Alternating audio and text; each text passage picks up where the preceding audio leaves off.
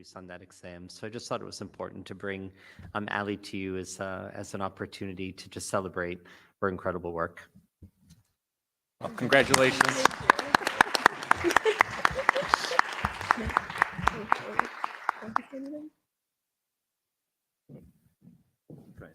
Yes, absolutely, please. Sure. First of all, congratulations. That's so awesome. I wondered if it's always kind of a challenge, I guess. There's so many things going on in your life. Can you give some advice to others on some decisions you made or some things that you do that are a little special that helped you to get there? I would just say trust yourself. Like when you're going in for any exam or test for that matter, just have faith that you know everything and just don't be worried, because if you start psyching yourself out, then you're just gonna worry yourself and you're not gonna do as good as you know you can do. Awesome. Thank you. Congratulations again. Thank you. Other questions? All right. Allie, I just wanted to say congratulations. I'm sorry I missed the very beginning of this presentation, but Mr. Brannigan and I did speak about your performance, and I wanted you to know that you've made this district very proud. Congratulations. Thank you. Would you like to come up and take a photo? Sure. Non-negotiable. Yeah. Yep. Yeah. Hold on one second.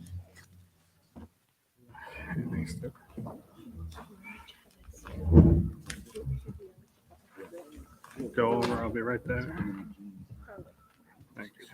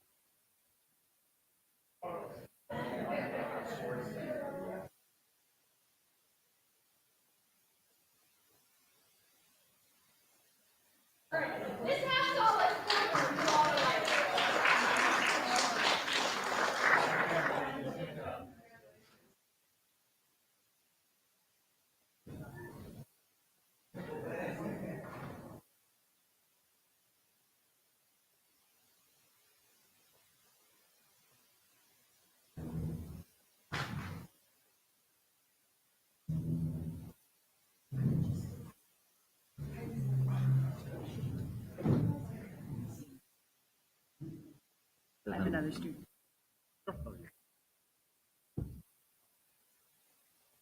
Okay. And Mr. Brannigan, you can probably go right back up there, because next I wanted to present an award this evening called the Certificate of Academic Excellence, which I am allowed to grant to one student from the Massachusetts Association of School Superintendents.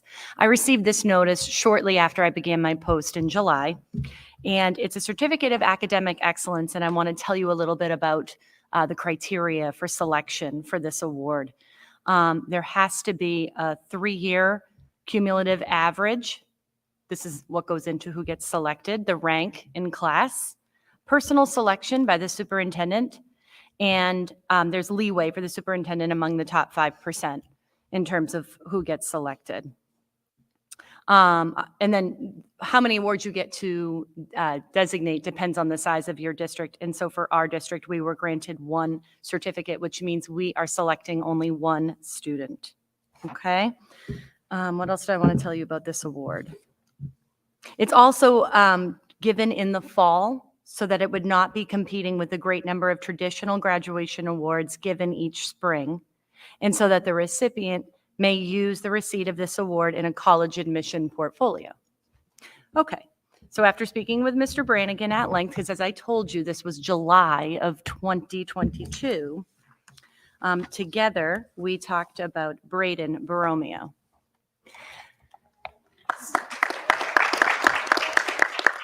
So if you want to come and we'd welcome you up to the microphone, and while you do that, I'm going to brag about you for everybody who is listening. Mr. Borromeo is a very impressive student.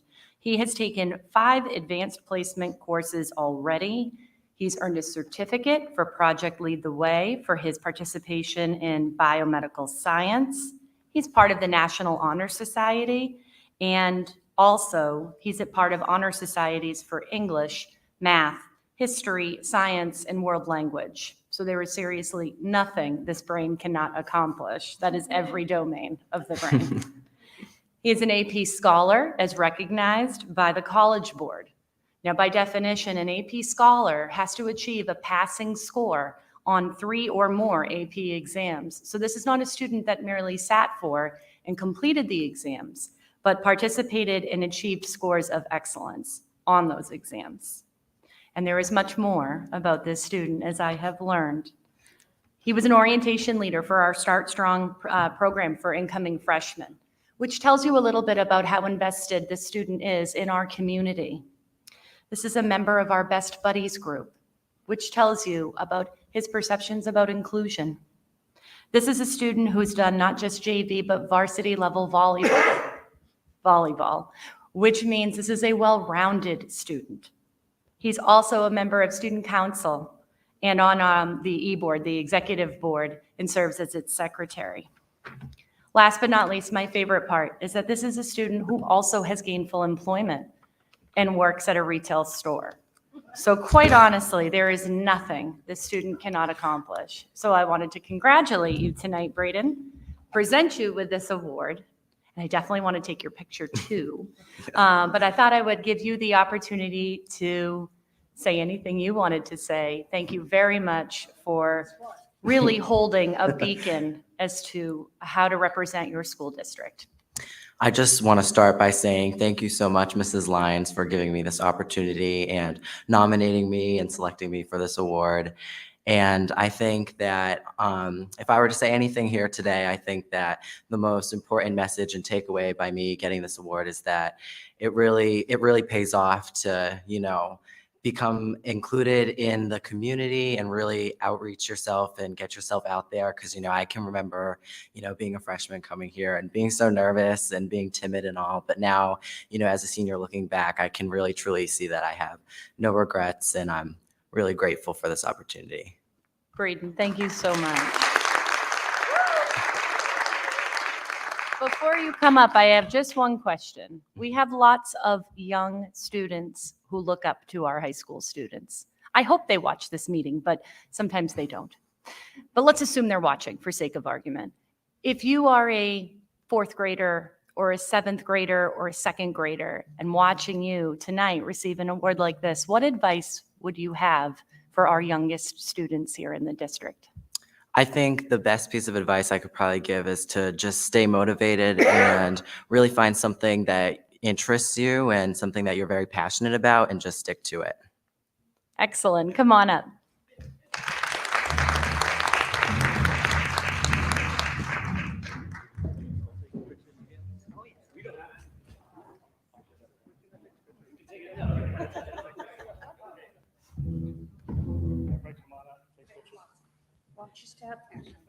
We're just gonna all take pictures together.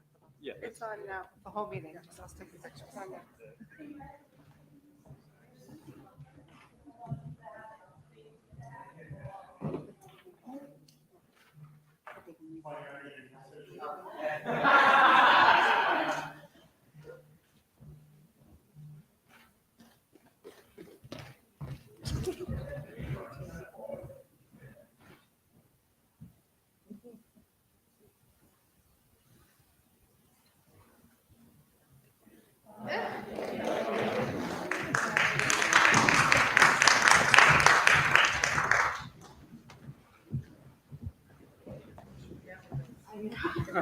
Is this how you felt when you were 23? Wait, like 30 more years. Wait, like 30 more years. Yeah. I think 30 more years, that might be bonus. Yeah, right. It's item 7. What was that? I think I was just gonna say. Did you do Yeah, we We just Yep, finished thank you. All right, all set. it. So next time on the, Sorry, real quick, it's been a little while, but someone said they can't hear anything. Can we just make sure audio's working? someone said they can't hear anything. Can you make sure the mics are on? Thank you. Thank you. Great. Next item on our agenda is report from school committee members. Does anyone wish to? Marcy, go right ahead.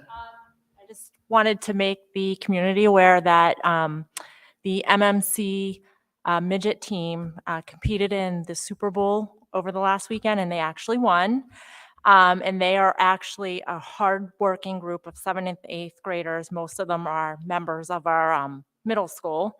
And it was great because Heidi Latender came out to support them, and Coach Kingman was there to support them at the game. So it was great. And there'll be future stations probably at some point. So it was just great for them to see like the whole community behind them. Thank you. Anybody else? Seeing no one, I'll turn it over to our student rep. Okay, so to start off with the MEC, this week they're holding family teacher conferences and have given families the option to have them virtually, by phone, or in person. They found one positive thing that came from COVID was the flexibility to have meetings in multiple ways. Families and teachers have benefited from this flexibility. We've also had a great enrichment program thanks to our PTA. Joe's Crazy Critters came to the MEC on Wednesday and Thursday this week, and the students and staff really enjoyed the shows. Tomorrow morning, classes will be participating in the bus evacuation with the 5-Star Bus Company. We want all students and staff to be aware of what to do in an emergency on the bus. So for the MKG, thank you to all the MKG families that attended conferences this week. We've enjoyed sharing the growth of our students, the growth the students are making. MKG Grade 1 is preparing for their Thanksgiving Day Parade. This is an annual event that the students and staff enjoy each year. We are excited that our students will once again be able to participate in the holiday shop. Thank you to the MKG PTA and the many volunteers for providing us with the opportunity. Grade 3 will be visiting the Plymouth Patuxent Museums next week. We are looking forward to our upcoming STEM week later in December. And I'm very excited to announce that the MKG received the Golden Skateboard Award from ST Math. This award was given for creating a community for Gigi.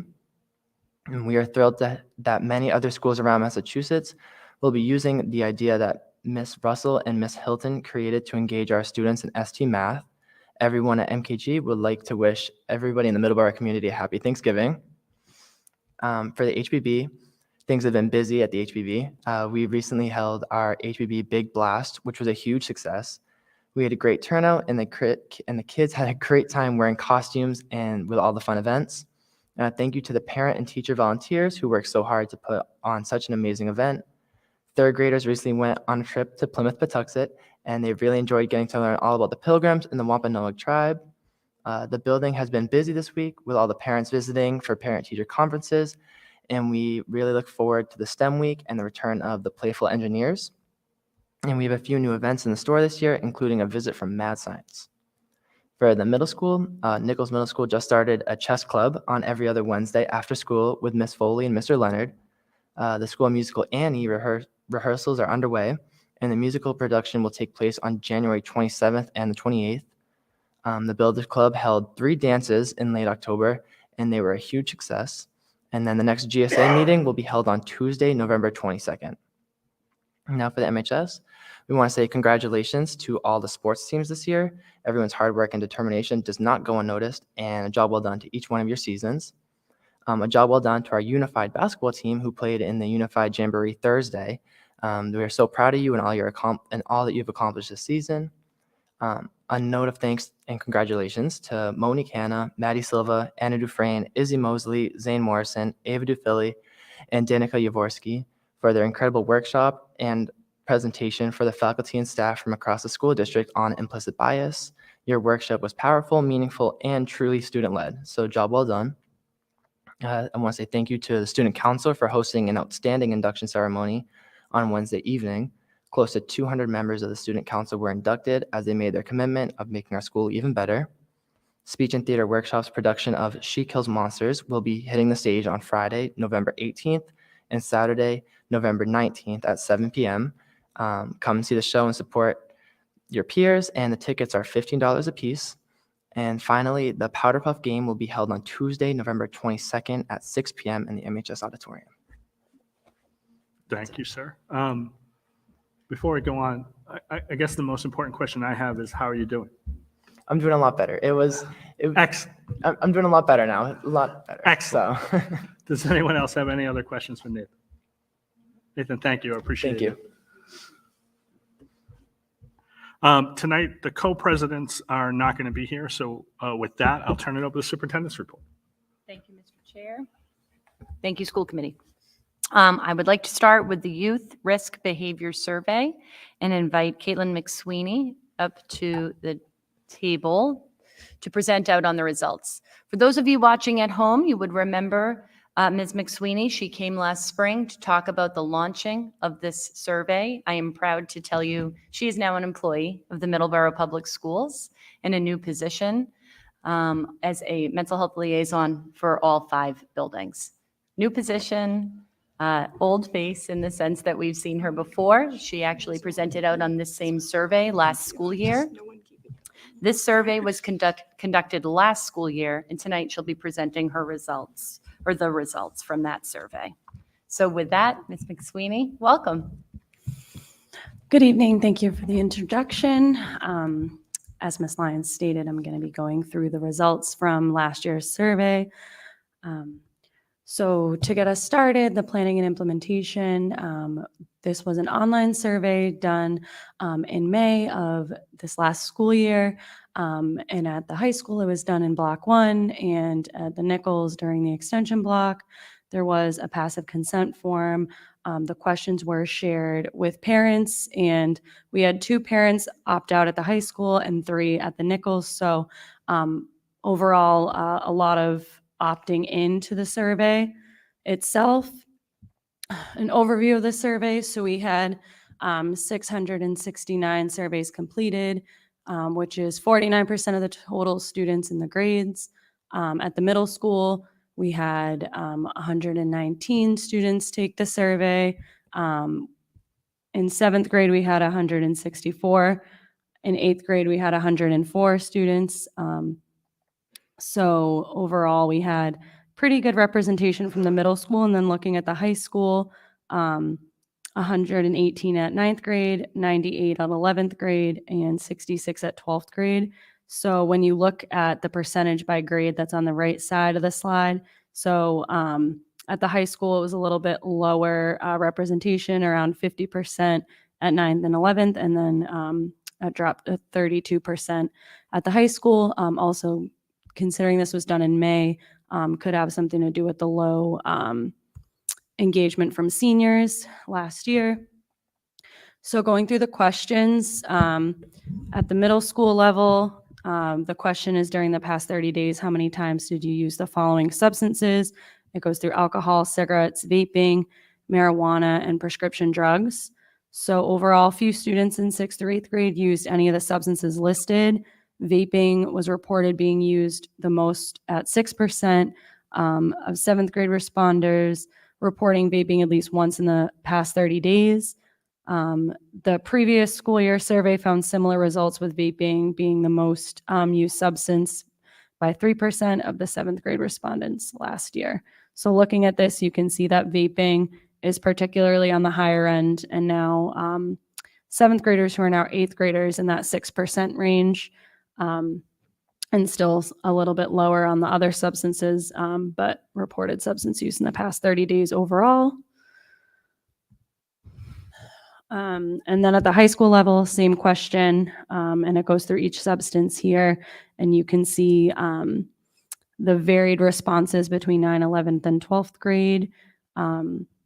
So for alcohol, there was a consistent increase throughout the high school grades, with 7% of 9th graders responding drinking in the past 30 days, increasing to 20% at that 11th grade mark, and then 30% for 12th grade.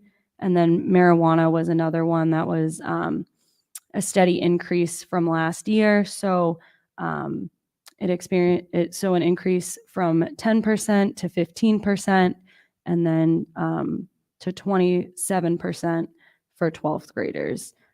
So comparing the data from last year, it shows that there's a steady increase in alcohol and marijuana use between 9th and 11th grade. We don't survey 10th, so that could be another reason for the jump as well. And then that slight decrease for 12th graders to 21% for vaping there. We also measure perception of risk. So we ask how much the student thinks young people risk harming themselves physically and in other ways by regularly using substances. And so the data on this slide is through the answer of moderate or great risk for using each of the substances of the 5 listed. And you can see overall that, there is that level of consistency around that there is a perception of risk. For example, 72% of the 6th grade respondents reported drinking alcohol regularly posed a risk. And this decreased slightly to 66% for 8th graders. And then data from our last survey had showed the opposite, with a perception of risk staying the same or increasing slightly as grade level increase. So for example, the alcohol category saw 56% of the 6th grade respondents reporting to an increase to 65. So that's a good marker there of the 8th grade responders reporting risk. So essentially you can see that these are trends like going up, and like looking overall, like marijuana is the lowest perceived risk. And then you have alcohol also on the lower end for 8th graders of perceived risk. But overall, cigarettes and prescription drugs are on the higher end. Same thing with vaping, knowing that there's a risk involved from vaping. And then at the high school, you can really see the difference as it goes through the grades, marijuana being on the lower end of risk here, and these numbers kind of dipping in each category as the grades go up. So you can, and data from last year was similar, except for the alcohol category, which last year experienced a consistent decrease in perception of risk from 72% of 9th grade responders to only 53% of 12th grade respondents. So you can see that that trend has changed as well, the perception of risk around alcohol. And so we also ask about parental disapproval, and you can see across the board here that students believe that their parents do disapprove of using substances, and this is rated as wrong and very wrong on the scale here at the middle school level. And then data was consistent with last year here around how wrong do your parents feel it would be to use any of these substances. And then going to the high school, similar, but also again, marijuana is on that lower disapproval. So looking at this, parental disapproval rates remain high. The disapproval ratings in the marijuana category have steadily declined as grade levels increase. So you can see that going down from 9th, 11th to 12th. And then only 62% of 12th graders stated that their parents felt using marijuana was wrong or very wrong. And then looking at last year's data, it was similar in the marijuana category, which is steadily declining to only 68%. So that continues to go down. The higher grades around particularly disapproval for marijuana. So I wanted to point that out, but the others are, in the 90s, high 80s, mid 80s as well. And then about peers at the middle school level, you can see that the responses around how wrong do your friends feel it would be for you to use the following substances. Again, reporting is wrong and very wrong. And you can see really around like 3/4 to that 89% kind of across the board. And it dips, in 8th grade, 7th and 8th grade in some of these on each of the substances. So you can see like going through the trends that in 8th grade, you have the lower peer disapproval, as well as for vaping, generally a lower disapproval. And, as the grades go up, that disapproval is trending down. And then the last year's data followed the same pattern, with the disapproval decreasing as the grade level decreased for all the substances. And then at the high school level, You can see some differences here. Oops, sorry. That for the marijuana category, the largest decrease was moving from 61% to 47, and then to 29% for seniors. So marijuana regularly was wrong or very wrong to 47% of 11th graders, and then only 29% to 12th graders. Data last year also showed a decrease in peer disapproval between 9th and 12th grade for all categories, and marijuana continues to have the lowest peer disapproval rating. So like you can clearly see like vaping, marijuana, and even as you in 12th grade, like alcohol, that 50% would, so that is trending, that you can see that less students, the higher grades they are, think that their friends using would be wrong or very wrong. We added some questions starting last year around COVID-19. And so these responses compared to last year, starting in 11th grade, an increase in personal alcohol use was reported by students. 17% of 11th grade respondents reported alcohol use increased some or a lot, and of 12th grade respondents similarly responded. So from last year, it was also similar, with 13% of 11th grade students and 25% of 12th grade students reporting use of alcohol had increased or some or a lot since the pandemic. So we wanted to add this to see if there were stressors that we could help support with related to COVID-19, and how that has changed, students' patterns, coping skills, or, views around mental health, et cetera. So we wanted to add these questions to really get a bigger picture of what our students are experiencing. And so then it goes through marijuana. You can see the blue is the no, not applicable.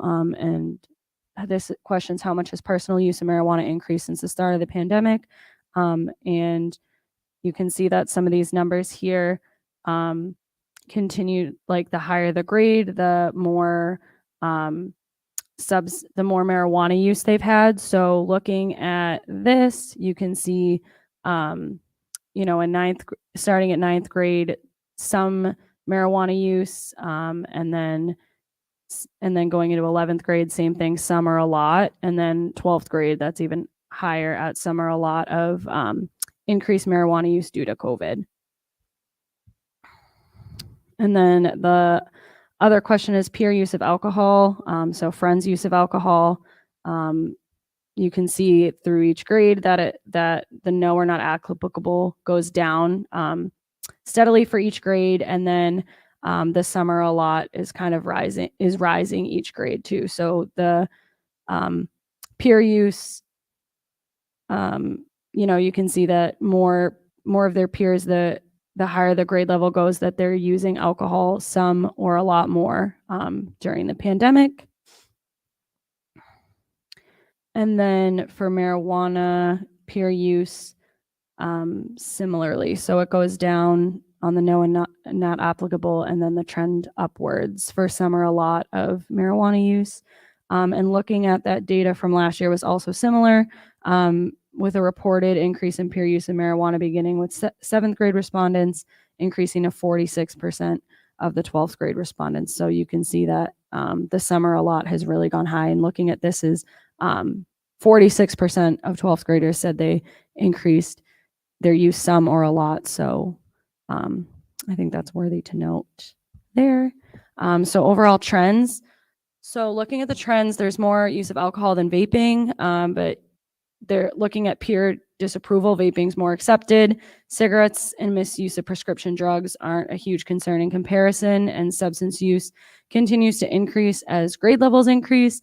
Marijuana is the category of most concern, with the largest increases, and then largest increases in use, and then decrease in the perception of risk and peer approval.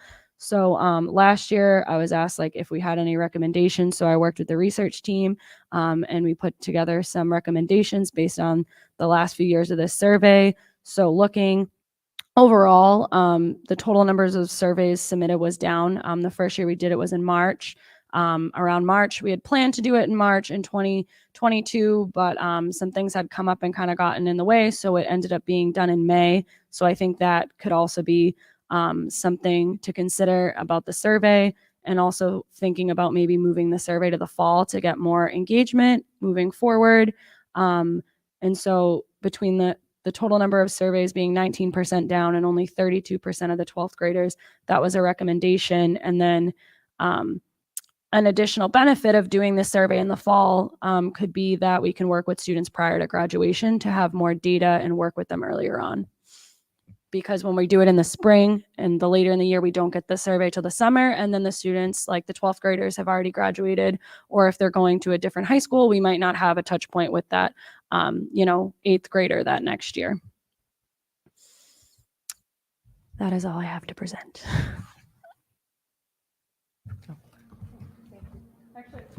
Is this working? 2 questions, if I may. I know this was talked about last year, but could you just sort of remind everyone why you do not survey 10th graders, just so that we're all clear on it?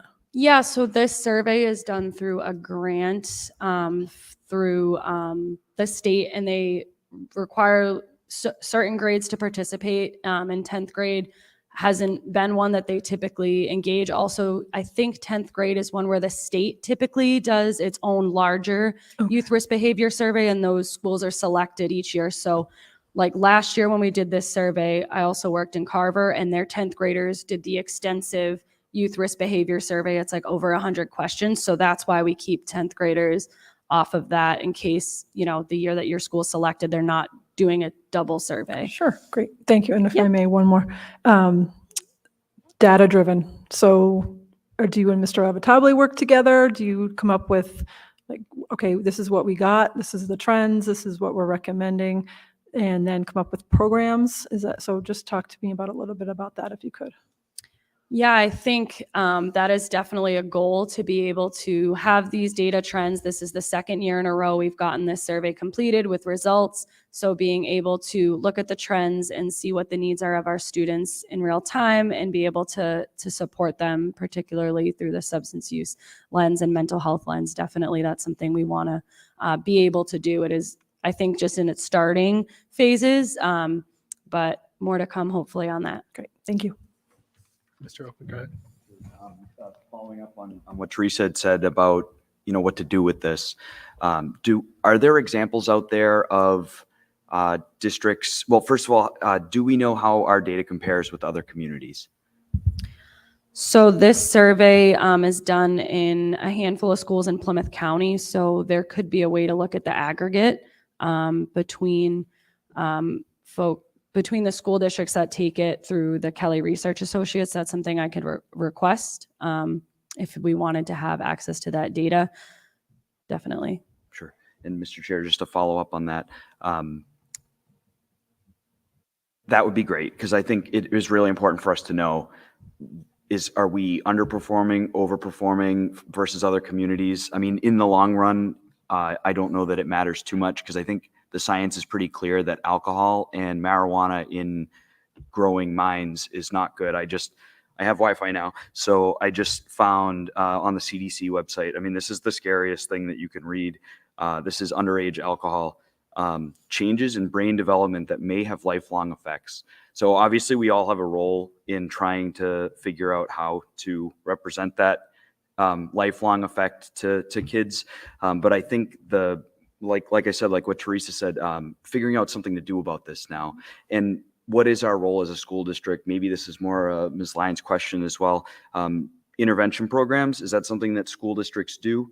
Or is there another group, agency, something that has a role in taking this data and doing something with it? Whoever would like to, yeah. Well, I'll defer to Ms. McSweeney. What I'll tell you is that I'll be talking about this later tonight. This is exactly the type of data I'm collecting to use. So for example, I'm not going to repeat this in any way. I'm going to take this and incorporate it into my entry plan findings, so that when the district sits down to do a new strategy, this will be information we consider. Is this a priority for the district? How big of an issue is it? What type of intervention might we use? And then how do we consult with multiple stakeholders before we put it into action? Did you want to answer that? I have a couple of questions too, but I wanted to give you the opportunity to answer Mr. Oakley as well. Yeah, I think there definitely are programs and agencies out there that do work with youth at, the middle and high school level around these issues. As far as like what that would look like, getting them engaged and things like that. I haven't been on this side of things yet, so I don't know like exactly what that looks like, but I know that there are definitely like resources and programs that we could look into to bring into the school district. And it sounds like that's something that is on the radar. So that's great. Great. And, Mr. Chair, just one last one. This one's a short one. In the past, regarding surveys like this, I think we've, at school committee members, have received some feedback from parents about just the opt-out process. And I just wanted to use this as an opportunity to confirm that we are asking parents first before these surveys happen. I did hear you say there have been some opt-outs, so it seemed like that's working. Just wanted to confirm that parents find out first and then this happens, right? Yes, yes. So the questions were shared with parents in advance, as well as the form to opt out. They were able to fill that out. I believe it was done with at least a few weeks, so they could look at the questions, see if they wanted to opt out their child, and then submit that opt out to be able to have their child opt out. Awesome. Thank you. Through you, Mr. Chair. I wanted to just talk a little bit about the response rate and the survey itself. Do you know how many questions the survey is by any chance? Or roughly? Probably 10 to 12. 10 to 12 questions. Yes. And I believe you said earlier in the presentation that students were given time during the day to fill it out. Yes. So with a 49% response rate, I think my big question is, why so low? And I'm wondering if it's topic specific, because it takes a lot to ask students in grades 6 through 12, excluding grade 10, about their perceptions. This is a difficult concept. I think our students fully grasp that. Do you chalk that up to students being concerned and or shy, for lack of a better word, to talk about these issues, and or do you think it's about the fact that it came through a survey? Is it survey fatigue? Yeah, I think it could be either of those. Considering the time of year the survey was done in May, that could definitely be, like close to the end of the school year, oh, okay, like I have 20 minutes, like not, maybe not participating, or like concern of, okay, if I answer this honestly, like what is the next step? And we do, we used to do these in person pre-COVID, and, we'd come in and, let people know it's anonymous, like, there's no way to tie back to who took the survey. We want to keep it confidential. And also considering it online, that may be a concern, like if it's a school issued Chromebook and, I'm taking a survey in class, that could be a potential concern. I'd love to hear, maybe from some students, like what they're, who may be taking this a couple times, like how this looks for them, and really like work with the students to see how it can be a better experience. I know in some other districts, they have a peer leaders program or ways that they encourage students to talk about the survey in advance. So students are aware of it, they know about it, like really kind of normalizing that it's okay to be honest, and different ways that they've encouraged students to be honest in the survey at the school level. So I can pick that up from there. As I've told the school committee previously and the community, I assembled 2 different superintendent roundtable groups, which is by no means the entire student body. That would be a very big misrepresentation. And there are small student groups, one group at the high school, one group at the middle school, but it is a cross section of the student body. I actually have tomorrow's meeting with my high school team. Hope you guys are watching and ready for tomorrow. I will take this with my 2 principals, Mr. Brannigan and Ms. Latender, and see if I can't get some more information on that particular piece. I would love to kind of pick through the brains of our actual students to say, what is the best way to engage? So just to be clear, I won't be really unpacking the data with them, but just asking them about the best way to engage on topics like this. Sometimes, I think the best vehicle is student to student. So, that's really where peer programs that are run here at the high school could be very, very helpful in the future. But that was all my questions. Thank you, Ms. McSweeney. That was wonderful. Any other questions? Sorry, I just came up with one more. About the response rates, can you just describe how the students are handed the thing and and what it actually looks like? Are they filling it out at their desk and then they're handing it back to someone, or? It's online. Okay. So the link the teacher gets the link out to all the students during the class that they had planned to do it. And really, they just have that open time to really sit with the questions, look at them. We want to give them enough time to feel like they don't have to rush. So yeah, it's an online link. The school gets it in advance and works together to figure out how they're going to send it out, and then pick their block and all of that. So students will do it in their class, and then it's online. So when they're done, it just clicks submit, and that's it. It goes right to the evaluation team. Awesome. Thank you. Yep. Personal anecdote. I have a son at the middle school, and he'll say things about doing things anonymously on his school-issued laptop. He doesn't feel that it's actually anonymous. So I wonder if that's a perception that a lot of these students have, and that's why the response rate is also lower. I mean, I try to tell them there's no way for me to know like how they can connect a survey to somebody's school-issued laptop. So I don't know how that works. No, I agree. I think student perception is a major component in how we approach this work. So I'll be happy to kind of be the carrier of that message and see if I can't get some good feedback. I know part of the reason the desire is to do it electronically is the way to manipulate the information so that you can easily run graphs and that sort of thing. But it's a worthy insight from your son for sure. Thank you. Thank you. Thank you. Thank you Thank very you. much. Okay, and with that, I'll turn to the next item, which is the entry plan of the Director of Curriculum and Instruction, Dr. Terry Markolitis. I'll invite her up to the table. School committee members received her complete report earlier in the Dropbox, and I've asked Dr. Markolitis here tonight to unpack as best she can the tremendous amount of work this plan represents, as I'm sure you noticed reading through the materials she submitted.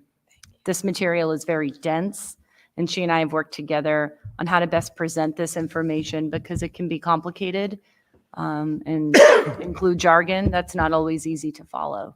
So with that, Dr. Markolitis, welcome, and why don't you take us away? you. Good evening, Superintendent Lyons, School Committee. Thank you for having me. This is not mine. This is not mine. Sorry, hold on. Technical difficulties. Yep, there we go. Perfect. Thank you very much. Okay, so I just want to give you a brief overview of what I'm going to be discussing this evening. I'm going to start with an introduction. I'm going to discuss core values. I'm going to talk about the organizational frames I used to look at all of the data that was collected. It was really just a way to organize and synthesize information. I'm going to talk to you about the data that we looked at. I'm going to talk to you a little bit about interviews with stakeholders, which is part of the data, but I have that in a separate category. Our action steps, some of our findings and priorities, conclusion, and I do not have the appendix on this one, but it is on the much longer version that you also have. So first of all, I'm not going to read this slide, but I do want to just touch on it. I started in Middleborough in February of 2022. And while it seems like I have been here for longer than that, because there has been a lot of work that has happened, it has not really been that long. But in that time, I have gotten to know this community a little bit. It is thriving. It is proud of its heritage and its accomplishments. I've been to many school events, many community events, and it's been great to get to know a lot of the community members. The entry plan that I'm sharing tonight is the result of months of interviews that I conducted, my curriculum team conducted, Sam Dorbity, who is the humanities coordinator, Kelly Stukenberg, who is the STEM coordinator, and Christy Greenberg, who is our data analyst, helped us put it all together. So interviews, observations of classrooms, review of curriculum needs, and a very intense data analysis. That has been what created this entry plan. This plan will inform the work that we need to do over the next few years. This is not something that's going to be implemented right away. This is a long-term plan, 3 to 5 years. This plan is also anchored in the core values that drive our work as Middleborough educational leaders. I want to talk to you a little bit about those core values. This is something that in education, we really want to keep the students front and center. And so I just want to remind the community of what our values are as we look at all of this work. All students deserve access to the best education that we can provide. All students can learn and achieve at their highest potential when given the necessary support, challenging curriculum, and appropriate research-based instructional strategies. Education should focus on the whole child and include opportunities for exploration, self-awareness, inquiry, creativity, communication, and reflection. The Massachusetts standards are the foundation for our curriculum. Teachers are responsible for providing high-quality instruction and curriculum, and educational leaders need to support the teaching staff by providing professional development opportunities and high-quality resources that meet teachers' needs and improve student learning outcomes for all of our students.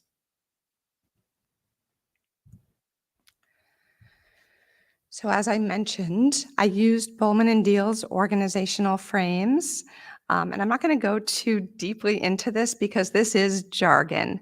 And there's a lot of material in this report that is education jargon. I have tried to make it as accessible as possible. But just to give you kind of a very brief overview of how I looked at this. So Bowman and Deal frames provide a structure in which I could review curriculum and instruction that exists in the district. And it helped me to filter out what is and what is not effective for our district. These frames assist in ordering experiences and they help determine what actions to take. I'm going to start by talking about the structural frame. And what I looked at in this frame was 3 focus areas: supporting all learners, student learning, and adult learning. In the human resource frame, there were 2 focus areas: supervision and evaluation, and then curriculum, instruction, and assessment.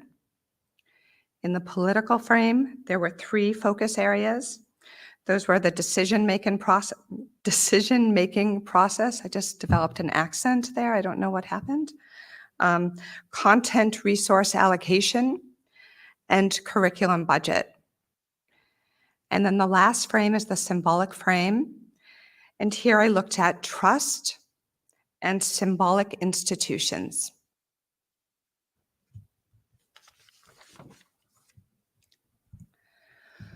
Process for the entry plan. So while this is a very time-consuming process, it is incredibly important. It helps to build strong, positive, open relationships with members of the communities of this community served by Middleborough Public Schools. The goal for this entry plan was to gain an understanding of the 3 focus areas of curriculum, instruction, and assessment. Particular attention was paid to vertical and horizontal alignment from pre-K to 12. Use of data at all levels to inform curriculum and instructional needs and practices. Teaching and learning practices and outcomes. Achievement gaps that currently exist. Efficiency and effectiveness of practices and systems. And relationships between the schools and their families, relationships between district leaders and staff, and the relationships between colleagues.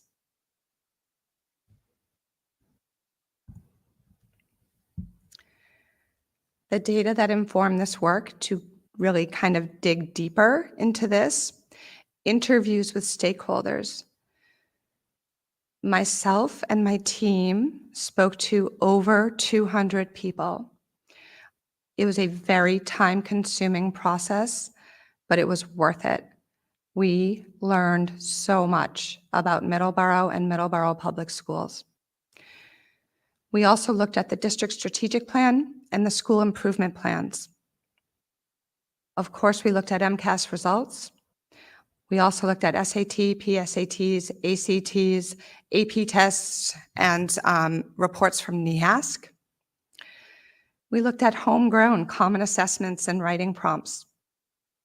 We reviewed our curriculum maps and our grading practices.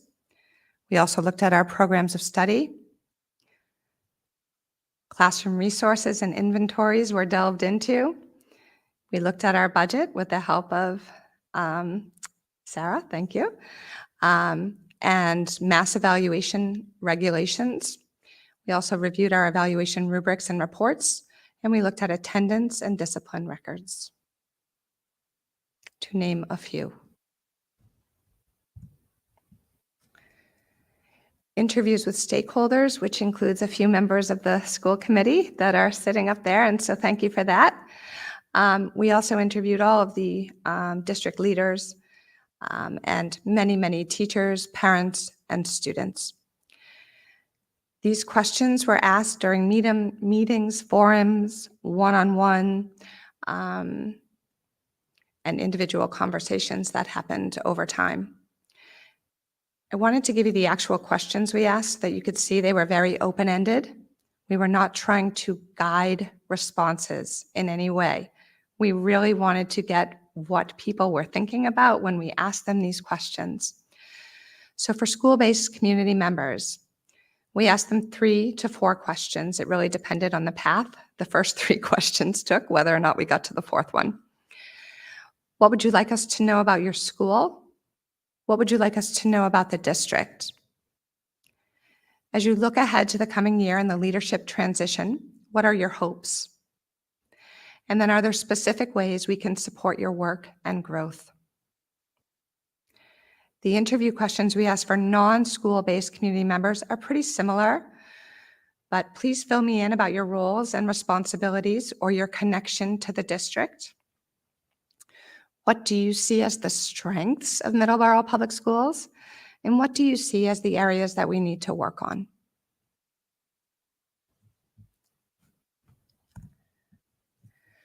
I'm not going to go through these action steps because they are ongoing and they are there for you to review.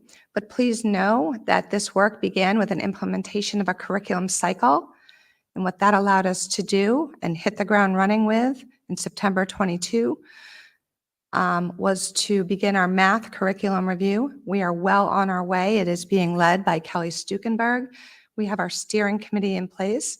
They're going to begin to review different programs and materials to see what is going to best suit the needs of Middleborough.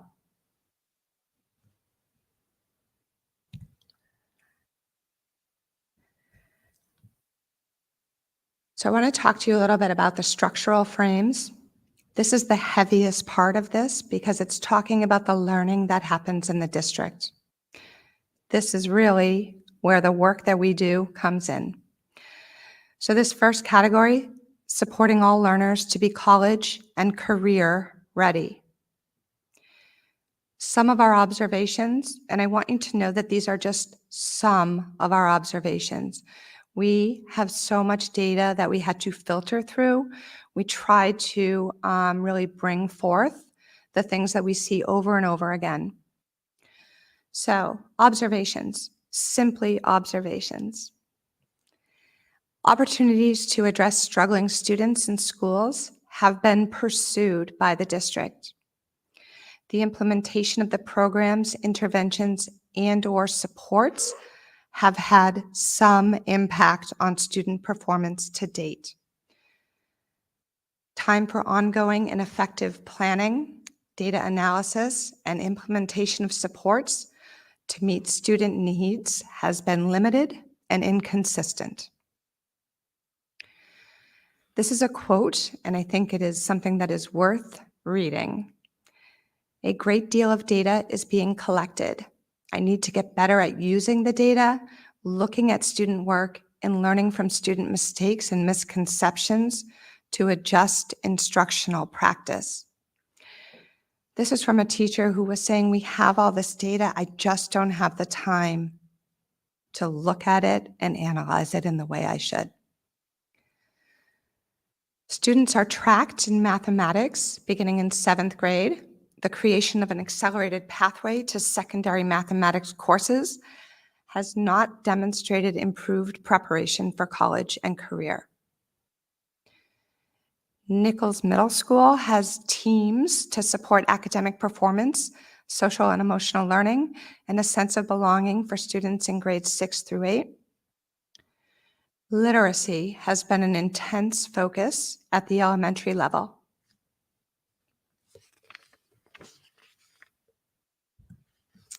Structural frame continued. Multi-tiered systems of support should be implemented at Nichols to provide targeted instruction for students who struggle to access content during Tier 1 instruction, Tier 2 and Tier 3 as well. At the elementary level, there are literacy interventionists to support students in their reading skills. There are instructional coaches at the MEC, HBB, and MKG, and a literacy coach at Nichols to support teachers in program implementation, data-driven instruction, planning, and assessment development. Vertical articulation teams are needed based on assessment data. Instructional rigor is a focus at the district level, and it needs to be increased at each student's individual level.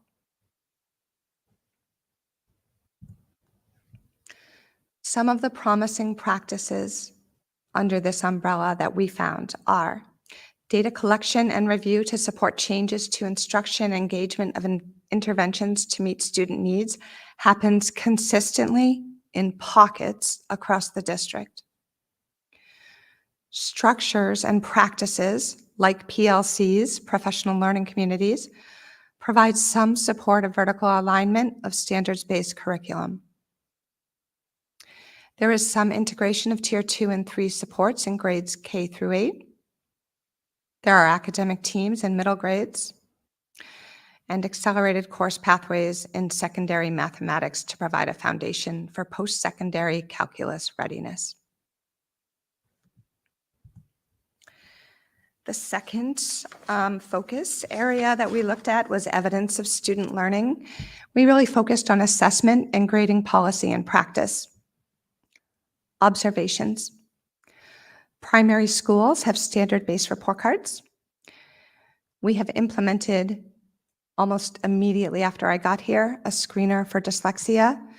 We are working on getting that rolled out at the MEC, at HPB, and MKG. Middle school presents a lack of consistency in grading practices horizontally and vertically. High school departments have submitted course syllabi, which include grading policies for courses.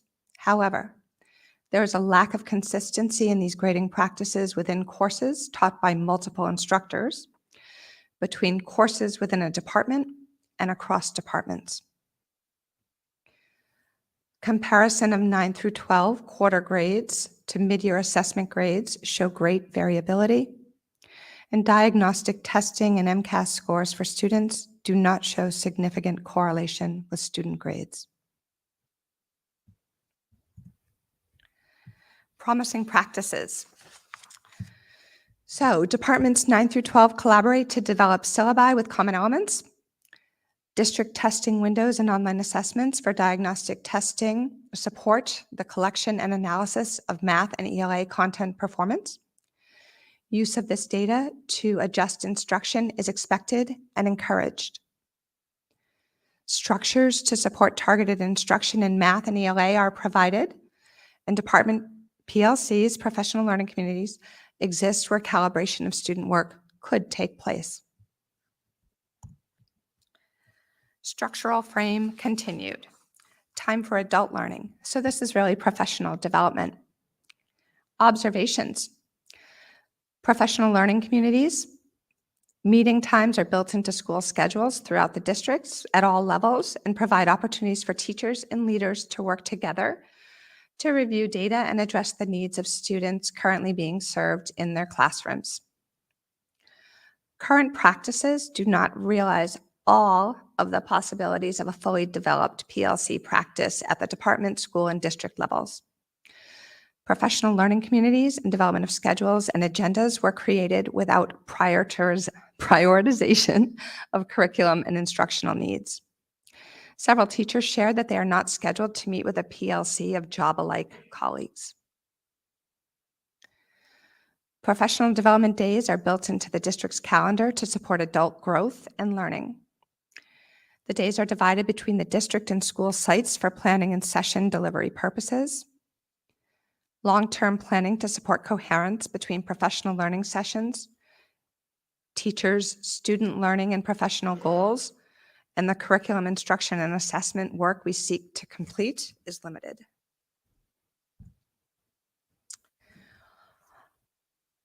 These are more bullets to speak to the prior slide.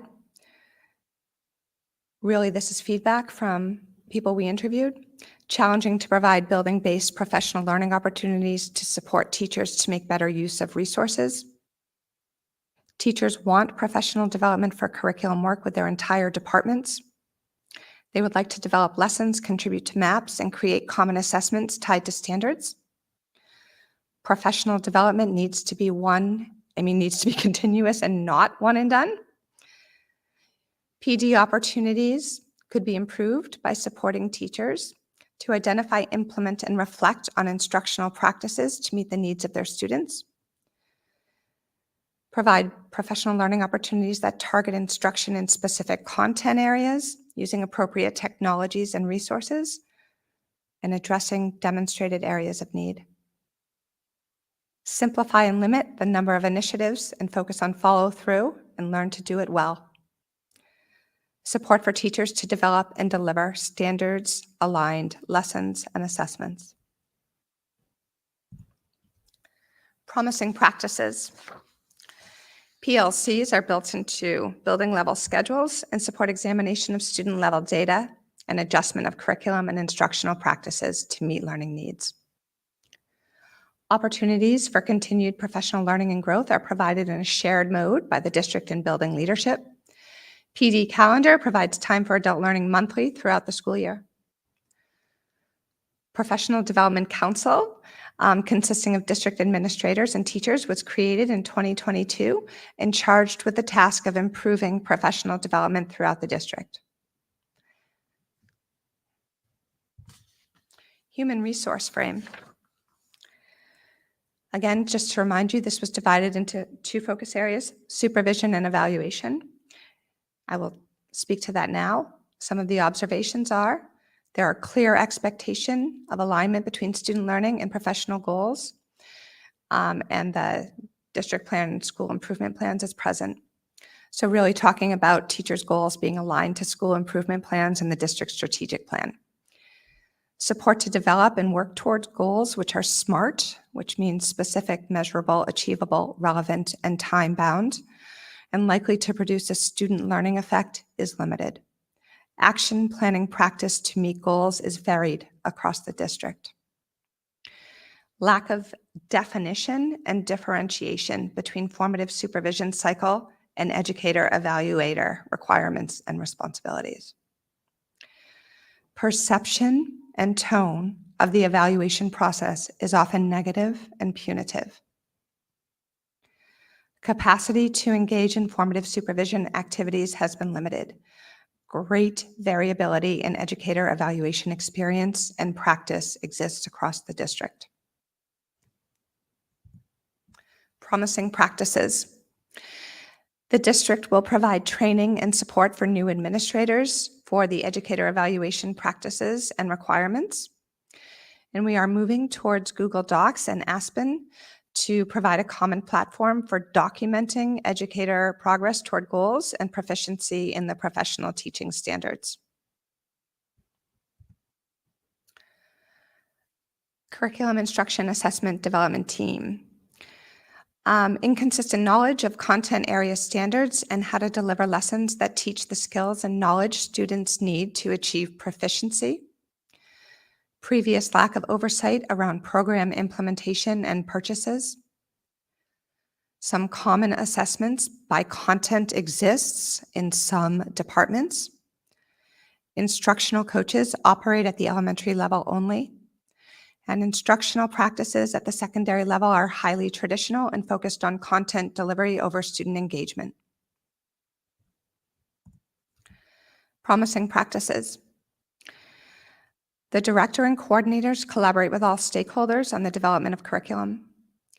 The team regularly performs classroom walkthroughs, attends PLCs when possible, and meets with teachers individually or in small groups to support their instructional practices. The director and coordinators share findings from walkthroughs with the superintendent, principals, and other administrators via verbal or written communication. Political frame. Decision-making practices. Observations. Broad participation in decision-making activities is limited. Having conversations about decision-making practices is a high-stakes activity, and few people are willing to have these conversations. Many stakeholders seem unwilling to share their practices and beliefs. Promising practices. Structures exist to facilitate decision-making activities, academic leadership retreat and meetings, and leadership PLCs. The new superintendent, Superintendent Lyons, has an open door policy and is amenable to reflective practices. Political frame continued, content resource allocation. Observations. Principals are proud to share that teachers are focusing on improving instruction and curriculum. Principals are also proud to share that they have increased the number of digital devices. There's increased time and support to identify appropriate resources to meet students' needs in math, science, and social, Increased time and support to identify appropriate resources to meet students' needs in math, science, and social studies has been limited. There is inequity in the distribution and implementation of resources in the 2 elementary schools. There is inequity in the amount of resources allotted to all 5 schools. Promising practices. Principals are willing to use their building budgets to buy materials to support instruction and develop curriculum. Teachers and building leaders are excited about and appreciative of the new technology and curriculum materials. Curriculum budget. Observations. Curriculum has not been consistently budgeted for in the past. Curriculum lines exist within individual schools, but not independently.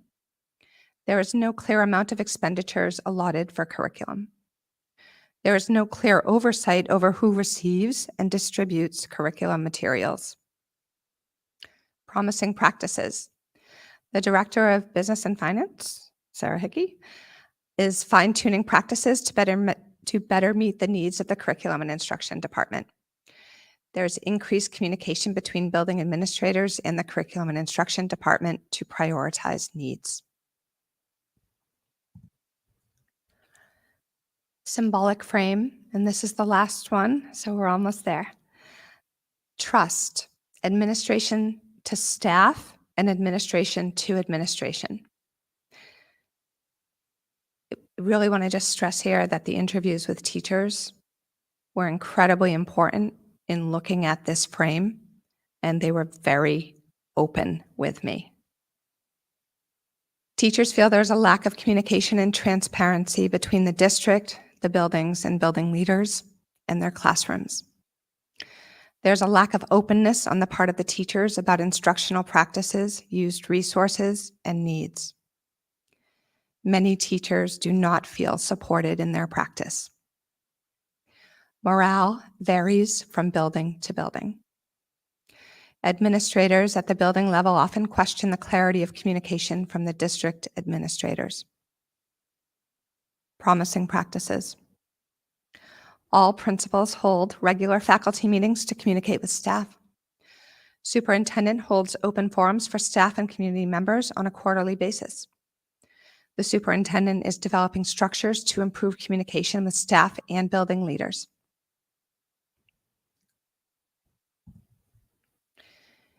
Institutional traditions. Observations. Sorry, I'm gonna look at some notes here. Teachers are dedicated to students and believe Middleborough has the potential to be an excellent district. Teachers are proud to work in the district and believe in their colleagues. Leadership in the district has close ties to the community and strongly believes that the schools and the community must create a strong partnership to fully prepare the children of Middleborough for their college or career path. Promising practices. A well-developed sense of community pride permeates the district. A culture of service and volunteerism exists for all staff and students in pre-K through 12. I do want to just speak to this a little bit more because this is, I think, a highlight of this district. Middleborough is very proud of its heritage. This pride is reflected in the school district in a variety of ways. And that includes naming school buildings after local heroes. School traditions like field days are all of our athletics. Community service that is actually based in the community. And many people teach in Middleborough who went to school in Middleborough. That's a pretty amazing thing. And so I think, to really focus on the positive, that's a great thing to have such a strong sense of pride in the community in which you live. Really wonderful. Priority areas of focus. So why do all of this work? Why have all of these interviews and look at all of this data? It is to really figure out where we need to expend our energy. So vertical and horizontal alignment at the complex, including curriculum, grading, and resources in response to identified needs, is a priority. Vertical alignment in curriculum, instruction, and grading practices throughout the district. Updating the evaluation process in the district to meet state guidelines. Reviewing and revising the process for improved transitions in grades 5 to 6 and 8 to 9, including the use of data that reflects academic achievement and social emotional needs. Continue to provide targeted professional development aligned with the district's strategic plan and school improvement plan, as well as provide workshops that address identified needs. Work with building and district administration to address curriculum and instruction needs as they arise, and strive for a culture of learning and growth for all members of our community.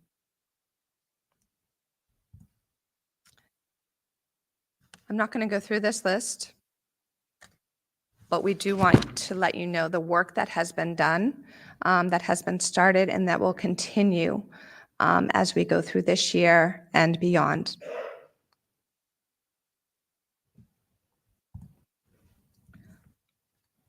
Questions? Questions? Mr.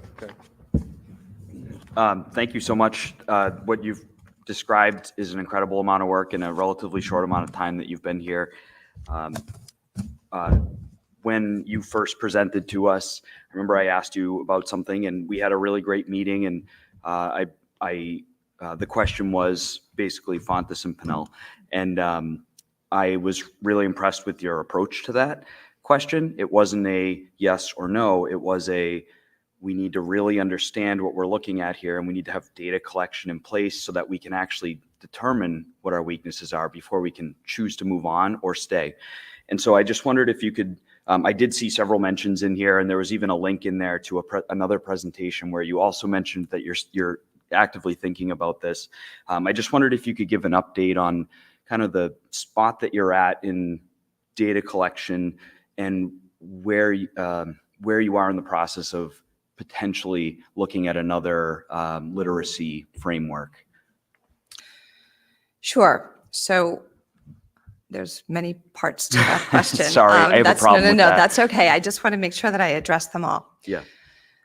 We are still in the process. of looking at the data that we are gathering for the word study component of the Fontes and Pinnell program. That is the foundational literacy component.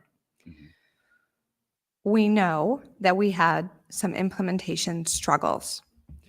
Word study was not brought to the district until the end of all of the other resources that were presented by Leslie Fontes and Pinnell. That is a bit backwards. Foundational literacy should have been done first. That is not on our district. That is on Fontes and Pinnell. So that brings us to this point in time. Earlier in the year, I met with principals, instructional coaches, and spoke with teachers. And what we decided to do, after having spent a great deal of time, money, and energy on this program, we decided to really see, is it working? Is it not working? In order to do that, we have to teach it. So we are in the process right now of really teaching it. We will know pretty soon. It will not be by the end of this year. We will have our answer long before that. Whether or not we are going to supplement this, fully go with this, or move on to something else. Ideally, what I want is for the teachers to look at the students in front of them and be responsive to their needs. No program is ever going to be able to do that. There's not one program that can meet the need of every student, right? So we have to support our teachers in becoming able to identify student needs and then deliver the instruction and the resources that they need for that particular child in that particular moment. That is work that takes a long time, but we have a really wonderful staff and we're going to get there. The second part, you were talking about the curriculum review cycle. So literacy is the foundation of learning, right? We know that it matters. It's so important. But we have spent the last 8 years focused on literacy alone to the detriment of some other content areas, namely math. We are doing our math curriculum review this year. Social studies is next year. The year after that is science. Then we go into a full curriculum review for ELA. When you do a true curriculum review, it is an intense process. You want everybody at the table. You want community members, you want your teachers, you want your building leaders, you want everybody to have a say in it. You want students to say whether it's working for them or not. This takes time. And if you do it right, it should take time. And everybody should be asking questions. We should progress monitor as we do it, which is something that we did not do with Fontes and Pinnell. And we really should have, but we didn't. So now we are looking with every time we do a curriculum review to make sure that we go through the true curriculum review process. I'm going to go, Mr. Lewis. Oh, sure. No, I'll hold back for now. I'll hold back for now. Go ahead, Teresa. Just to speak to that, so what I'm hearing, I think, if I heard you correctly, is it may be 3 years before ELA is really reviewed again. Is that correct? Before the whole ELA. Right, so you're yes. saying math, science, social studies, and then in 3 years from now, we may ELA. have a full curriculum review for ELA. So Yep. during those 3 years, Yes. I definitely have concern with Fontes and Pinnell. Yep. And I'm also concerned that these dyslexia screeners are being pushed out and we're going to be required to do some of this coming up soon. So what's our plan for during that 3-year time frame where we may not be looking at our curriculum for ELA to service those students who come up on the dyslexic screener? And now we have dyslexic students and we have Wilson trainers. So how many Wilson trainers do we have as a district? And what's our plan to make sure that we have enough Wilson trainers to service every single student who needs that service? So let me approach this in a little bit of a different way. We are always looking at curriculum. So when I say that we are doing a curriculum review, that is a full process. Mhm. I am not ignoring ELA, even though it's not coming up for the full cycle review for another 3 years. Mhm. I am always looking at ELA. Fontes and Pinnell has very sound research behind many of its components. The component that is not sound and that is being brought into question pretty much everywhere is their foundational literacy piece, which that is the science of reading piece that we know really is where the school of thought has shifted to. Our teachers know the science of reading. They understand it. We are doing work on it. Wilson, some of our teachers are trained in Wilson. I believe we have probably a handful throughout the district. I talked with Superintendent Lyons about just this not that long ago. And what I asked was, could we have Orton Gillingham trained staff? Because while Wilson is great, it is not the be all end all for dyslexia. Orton Gillingham is. We have a plan to have at least 2 current staff members get the full 300-hour certification. Okay. I have 2 people who have stepped up and say they want to do it. I actually had more than that, but we are going to have 2 go forth. Because they will get the full training, they will be able to train teachers in district. That is how we will service all of our students who come up as high risk or low risk or any risk with dyslexia. So that's a part of it. I want to talk to you a little bit about Fontes and Pinnell, because I think what people do not realize is that we are using Fontes and Pinnell for its resources. We are not teaching Fontes and Pinnell. There are wonderful resources, book studies, fiction, nonfiction, ways of teaching read alouds and think alouds and doing all of these really wonderful things, guided reading, that are all just really best instructional practices. And that is what we are trying to instill in our teachers, really more about what is the best instructional practice and then what are the resources that you can pull in. And yes, we spent a lot of money on these resources, so let's use them. They're books. That's not a bad thing ever. That's a great thing. And we have wonderful libraries in our schools, in our elementary schools, and we're building one in our middle school that really supports the needs of all of our students at all reading levels. Does that answer? No, it does. Thank you. Okay. I just wanted to remind school committee that this was an endeavor that the district took on prior to COVID. We actually brought in Wilson to have teachers trained at all buildings for level 1 certification. So the district did do that. That implementation rolled into COVID. So we do have trained Wilson teachers actually at all levels. So Wilson is alive and well in the district, but just because you brought up dyslexia, I did want to make a couple little notes because the leadership team has been unpacking the dyslexia guidelines since they also came out in the middle of COVID also. And so part of the effort was the early bird screener so that we could have a pronounced multi-year look at are we affirmatively identifying. But what I can tell you is that dyslexia as an identification as a disability is not new in Middleborough. We have long identified, specific learning disabilities in discrete areas like reading and written language and communication. And we've been administering Tier 3 special instruction all along to address those. So I'm confident in the special education department. You have the luxury of having me as the previous director, so I have an inside look on that in terms of systematic and peer-reviewed intervention. So I'm confident in our ability to address, and now with the onboarding of Early Bird in terms of a screener that's starting at the Memorial Early Childhood Center and up, I'm even more confident that this district is actually ahead of the curve compared to other districts in that work. So I just wanted to offer that to supplement. And then I wanted to see, go ahead. So I'd like to add, in reading over your plan from top to bottom, there is one area in which we control. Yeah. And that's the budget.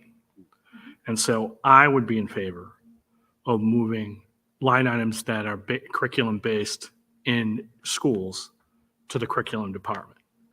And as one member of the committee, I get to say that out loud, but it is something that I would recommend to the budget committee, and I would recommend that you're a part of that moving forward, because it makes total sense given what you're outlining here. I think that things have been long centered in schools, in the individual school, as opposed to sort of the central office of curriculum, if you will. And that's probably, given what we're asking you and your staff to do, it probably makes sense for you to have a budget like that and go from there. So I would make that recommendation to committee, and I hope you're part of the budget subcommittee hearings and that move gets made. Because ultimately it's our budget. So for me, that's part of what I'd like to see. So I appreciate it. And I also appreciate really the things you've done. Clearly, as you know, through a discussion in contracts, we had the conversation about what professional development was, what people would like to see it as. And I think you've done a great job with that. You've clearly done a great job with the professional development committee, although it's new and forming, it is sort of what's happening. So I appreciate sort of, for lack of better terms, the changes that we threw at you and said, hey, you have to take this over and deal with this. I appreciate the changes that have come from evaluation and all those pieces. So I think that people don't understand why you have to plan and sort of have to listen to the community and make decisions. You just can't not make decisions, right? Like, things are thrust upon you and you have to deal with them in real time too. So I appreciate that. And I want people to realize a lot of it's come through your office. So I really fundamentally appreciate that. Thank you. Mr. Earl. Yeah, I just want to take the opportunity to piggyback off that. I think we're so lucky to have someone like you here that can kind of tell us, listen, we're not going to put in a new traffic light unless we know how fast people are actually going, and we need to build that capacity. And I think that was something that, hopefully you have a very long tenure here, but I think that practice is something that's going to follow, that is going to stay here in Middleborough long after any of us are here. And I think we're very lucky to have a data collection and analysis capacity in the district to make these decisions. So I really appreciate you and your approach to that, and just wanted to thank you for that. Thank you. Marcy, I saw your hand up there. No problem. I just piggyback on the same concerns with the Fontes and Pinnell, and I just wanted to clarify, are you saying that for literacy, we are not using Fontes and Pinnell for No. literacy instruction? I am not saying that. I am saying that we are using the Fontes and Pinnell resources. We are using many components of the program, but I would not say that we are a Fontes and Pinnell district. We are Middleborough, and we are using the resources that we have, and we are using our teachers, who are the best resources, to figure out how best to deliver instruction and curriculum to the students sitting in front of them. Okay, so then my question for that is, because Fontes and Pinnell relies on the 3 decoding methods to read. So once those methods kind of go away, pictures are no longer in books, and these kids get to middle school or high Yeah. school and they can't read efficiently or read at all, what safeguards as a district do we have in place for these kids? Yeah, so we actually have quite a few. One of them is we are addressing those needs now, long before they get to middle and high school. So we know, and we're working on that. For the students who are at the middle and high school level who are struggling, we do have Tier 1, Tier 2, and Tier 3 supports. We have identified that we need more. So at the middle school, I'm going to work with Mrs. Latender to really determine how best to do this. We are looking to hire 2 interventionists, which I think I mentioned the last time I was here. Our pool is very small. So here's a plug, anybody out there, we need a math and literacy interventionist at the middle school level. And that is one way, using data, we will be able to group kids and really target what they need for their instruction. We do have Wilson trained teachers at the middle school level who can support our students who are struggling. Same with the high school level. So those are just some of the things. Do we need to do more? Yes, and we are. And then just my final, were there any stakeholders that when you interviewed that expressed concern with the literacy curriculum, like at the elementary level? So yes, we had parent concerns. We had teacher concerns. We had more parent concerns than teacher concerns. And I think that stems from the fact that the teachers know the strengths of the program. They also know the weaknesses. And many of them have been supplementing, particularly with Foundations, Lively Letters, and Hegarty, which are 3 other resources that we do have in the district. And I think that to say that we are just blindly using one program is doing a disservice to our teachers. They know better, and they know how to serve the students who are sitting in front of them. We do have a problem. We know, we saw it, right? We saw it in the data. So we have to do more. We have to do better. It's going to take us a little bit of time. As I said, the program implementation was faulty, and we own it. We've got to fix it. Okay, thank you. Through you, Mr. Chair. Any other questions before I turn it over? Go right ahead. Your question. Thank you. This is an enormous amount of data, and I know that it takes a long time to figure out how to implement changes from this amount of data. But what kind of keeps coming into my head is to have success and to move forward with the data, it takes time and it takes resources, which all takes money. I think you've stressed that the teachers, being the great resources they are all trying to do the right thing. And, you know, we do have many qualified staff members, but we don't have enough to cover all the needs. Having 1 or 2 Wilson certified teachers per school doesn't help if you end up screening more dyslexic students and needing more staff to do that teaching. Curriculum review is wonderful, and creating the horizontal and vertical transition plans and all of that and collaborating. But in order to have a group of teachers be able to sit down and collaborate, that group of teachers needs time in their day to sit down and collaborate and to work with the administration. And I just struggle with figuring out, how do you have enough time in your day to truly do the work that you're putting forward with all the other things that are on the shoulders of the administration and the teachers already. I think having this separate group that you're heading up is a huge step in that direction in terms of not having the data collection and the analysis be on them. Yeah. I just don't necessarily see how it all is going to fit together moving forward, because everybody just seems maxed out as it is.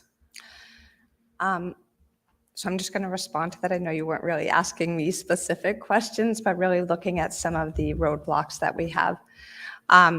We are working with principals to really build in more time into teachers' days and the schedules so that we can have professional learning communities. You know, we have to work with the union on that as well. There is some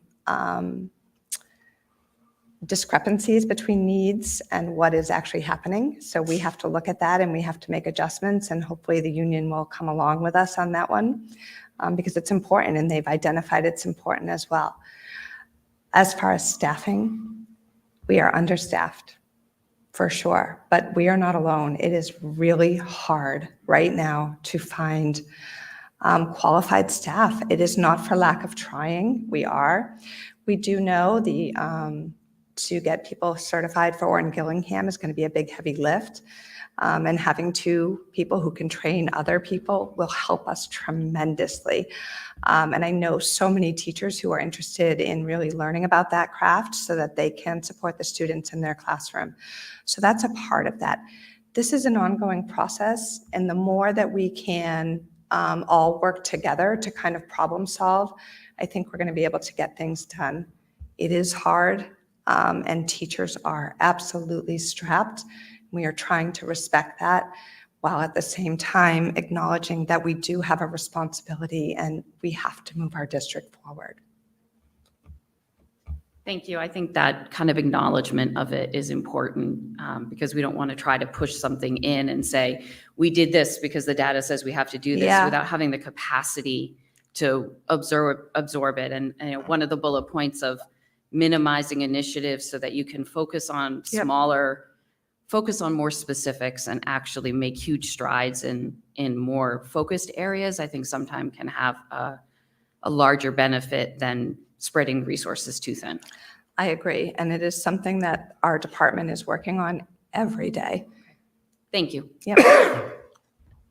Through you, Mr. Chair. Yes. There was one other question I wanted to draw on tonight with your presentation, and I'll speak a little bit about it before I give you the chance to answer it. But families have reached out about closing the gap and what the district's plan is to ultimately, mitigate learning loss that students experienced during COVID. And I want to frame this before I have you answer it, because learning loss and targeting gaps, as they would be commonly referred to, is a major priority for this district, every leader in this district, every teacher in this district. However, you cannot just address a gap and disregard the current climate of what we're facing in education today. And your point actually points that out quite nicely. Your rhetorical question of how do you fit it all in also needs to take into account our children. They too feel this pressure to close the gap. And when you have students who are experiencing still tremendous emotional turmoil from the last 2.5 years, to turn around and say to them, you must now perform on demand and close that gap, quite frankly, seems counterintuitive to what we do. So I want to be clear in the sense that this is always our goal. I don't want anyone watching or hearing this to think that we don't believe in having rigorous education and moving our students forward. But I do think above all, we must care for them first. That includes them and also the people who work here and are adults and teachers who make it happen every day. So with that said, Dr. Markolitis, how do you see your work folding into targeting? What sorts of efforts are you thinking we might use? And I would remind you about some of the summer programming that we launched this past summer that I thought was wildly successful, but by all means, what's your vision here? Sure. So we do have some significant gaps. Our students lost almost 2 full years of traditional schooling, and that led to gaps. Addressing those gaps is something that we are doing immediately. This is not something I'm waiting for. This is not part of a cycle review. This is something that is happening right now. One of the first things that we did was we looked at summer programming, as Superintendent Lyons just mentioned. So while we did have Summer Splash, there was some educational programming in there as well, and that was to support both students socially and emotionally and academically. We implemented the STAR assessment at the middle school so that we could immediately identify students who needed more support. That's a part of what we do there with that assessment data that we have from kindergarten through 8th grade now. The other part that we do with that data is really look at how we can group our students instructionally to target their needs. And so that's another thing that we are doing in the immediate. We also have our special educators and our Tier 2 servicers who are really working with students to close those gaps. Our teachers identify that students are coming in at different entry points than they ever have. The state has kindly created a document that shows us different entry points into all of the standards. And so we are using those as well to really support and bridge the gaps. It's going to take a few years to correct this completely, but we're working with every child every day to really fix what we can in the immediate. Thank you, Dr. Markolitis. Thank you. Thank you very much. Thank you. And with that, we will turn into budgetary items with Mrs. Sarah Hickey, who's going to talk to us tonight about the utility budget implications and the pool roof bid update. Thank you, Superintendent Lyons, and thank you, school committee members.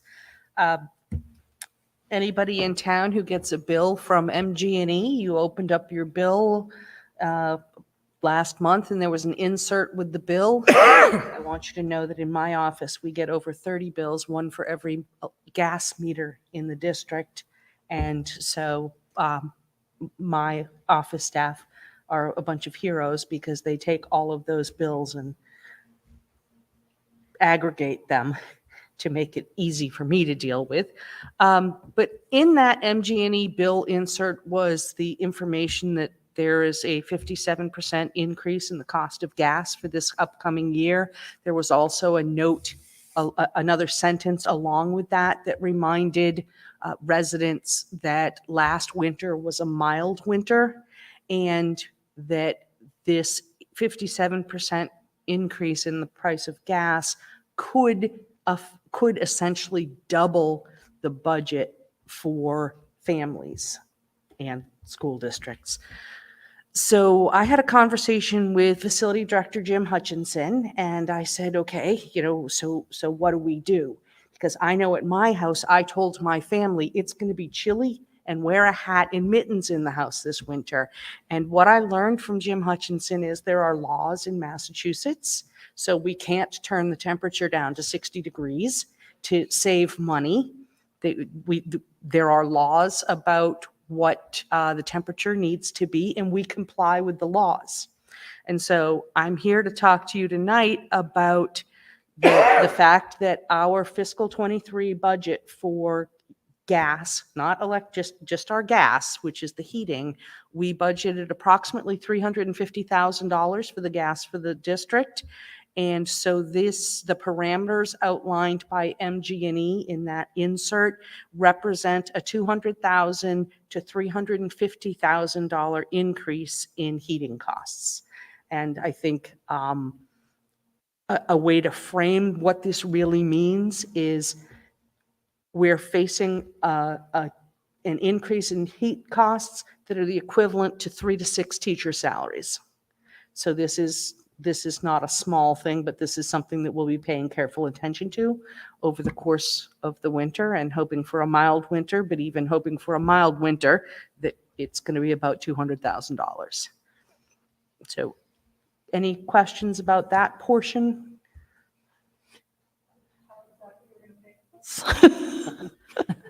Just saying. We have a number of different sources that we can tap into. We did receive some additional money from the state last year because of our additional enrollment. So we have a little pool of money there, and I'm working with Brianna Bernard, who is our new grant specialist. We're going through next week. We're going to be beginning with the ESSER 3 grant and taking a look. This is a process we actually just did with the ESSER 2 grant a month ago, taking a look at how the grant was allocated, what has been spent so far, and what's left over that we could dip into. Okay. So I'm going through essentially all of the accounts doing that.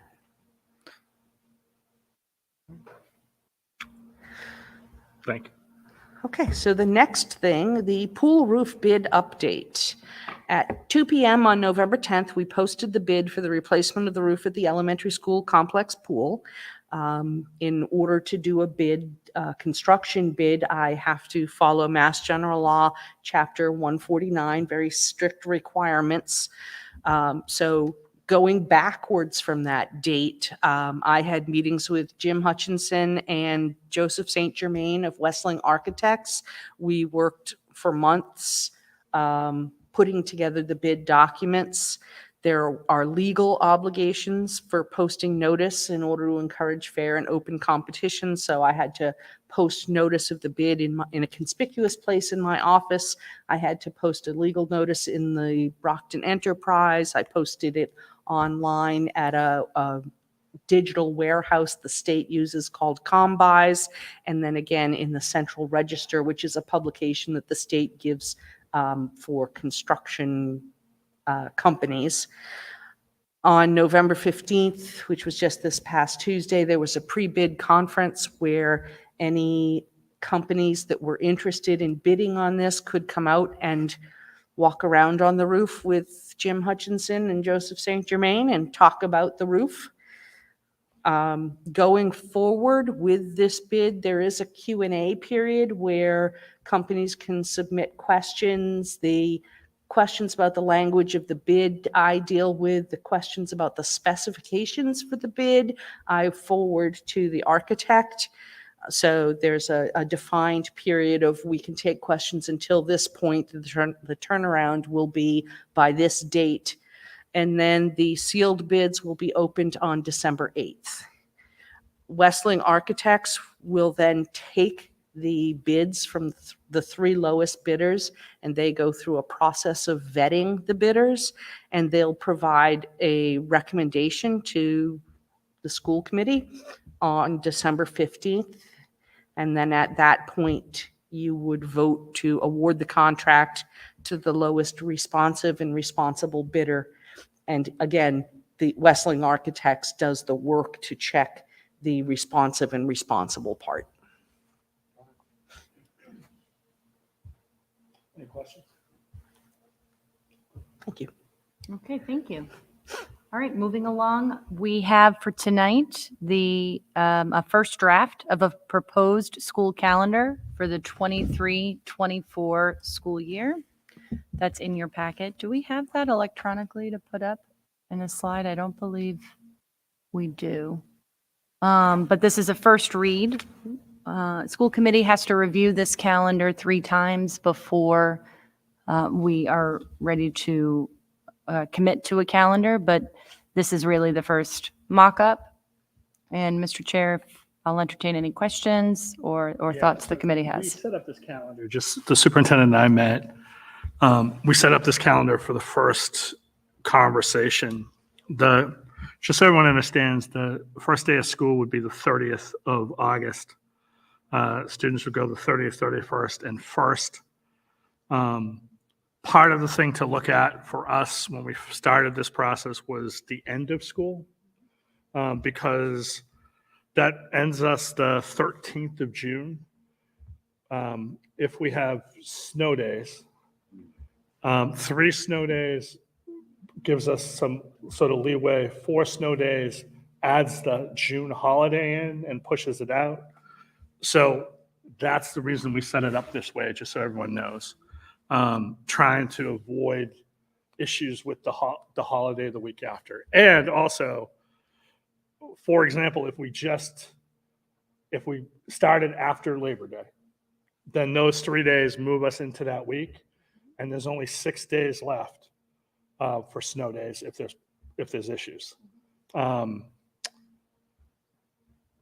that becomes problematic, as you can imagine, because if it's bad winter, anything that brings us to July 1st has to be made up for in the school year. And so then you run into questions about school vacations and everything like that. So that's sort of the start. We don't have to have a lot of conversation tonight. It's sort of out there for people to see.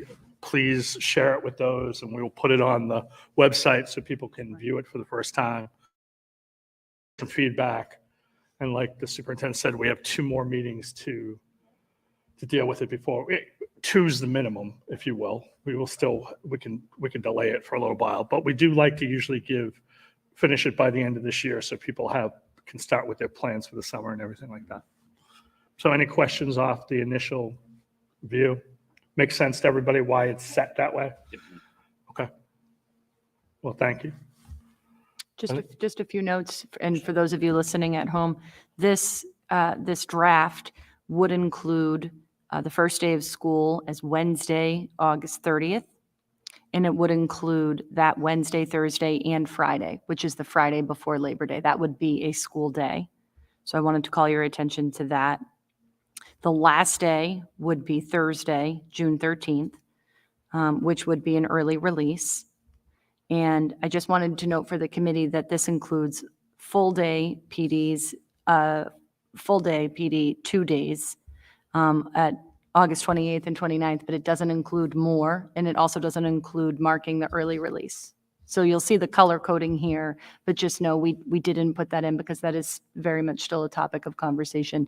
The number of full day PDs, PD days, professional development days, and then also early release. So that isn't filled in, but if you have any thoughts, it does include MHS graduation, which is always the first Saturday in June. In this case, it would be June 1st.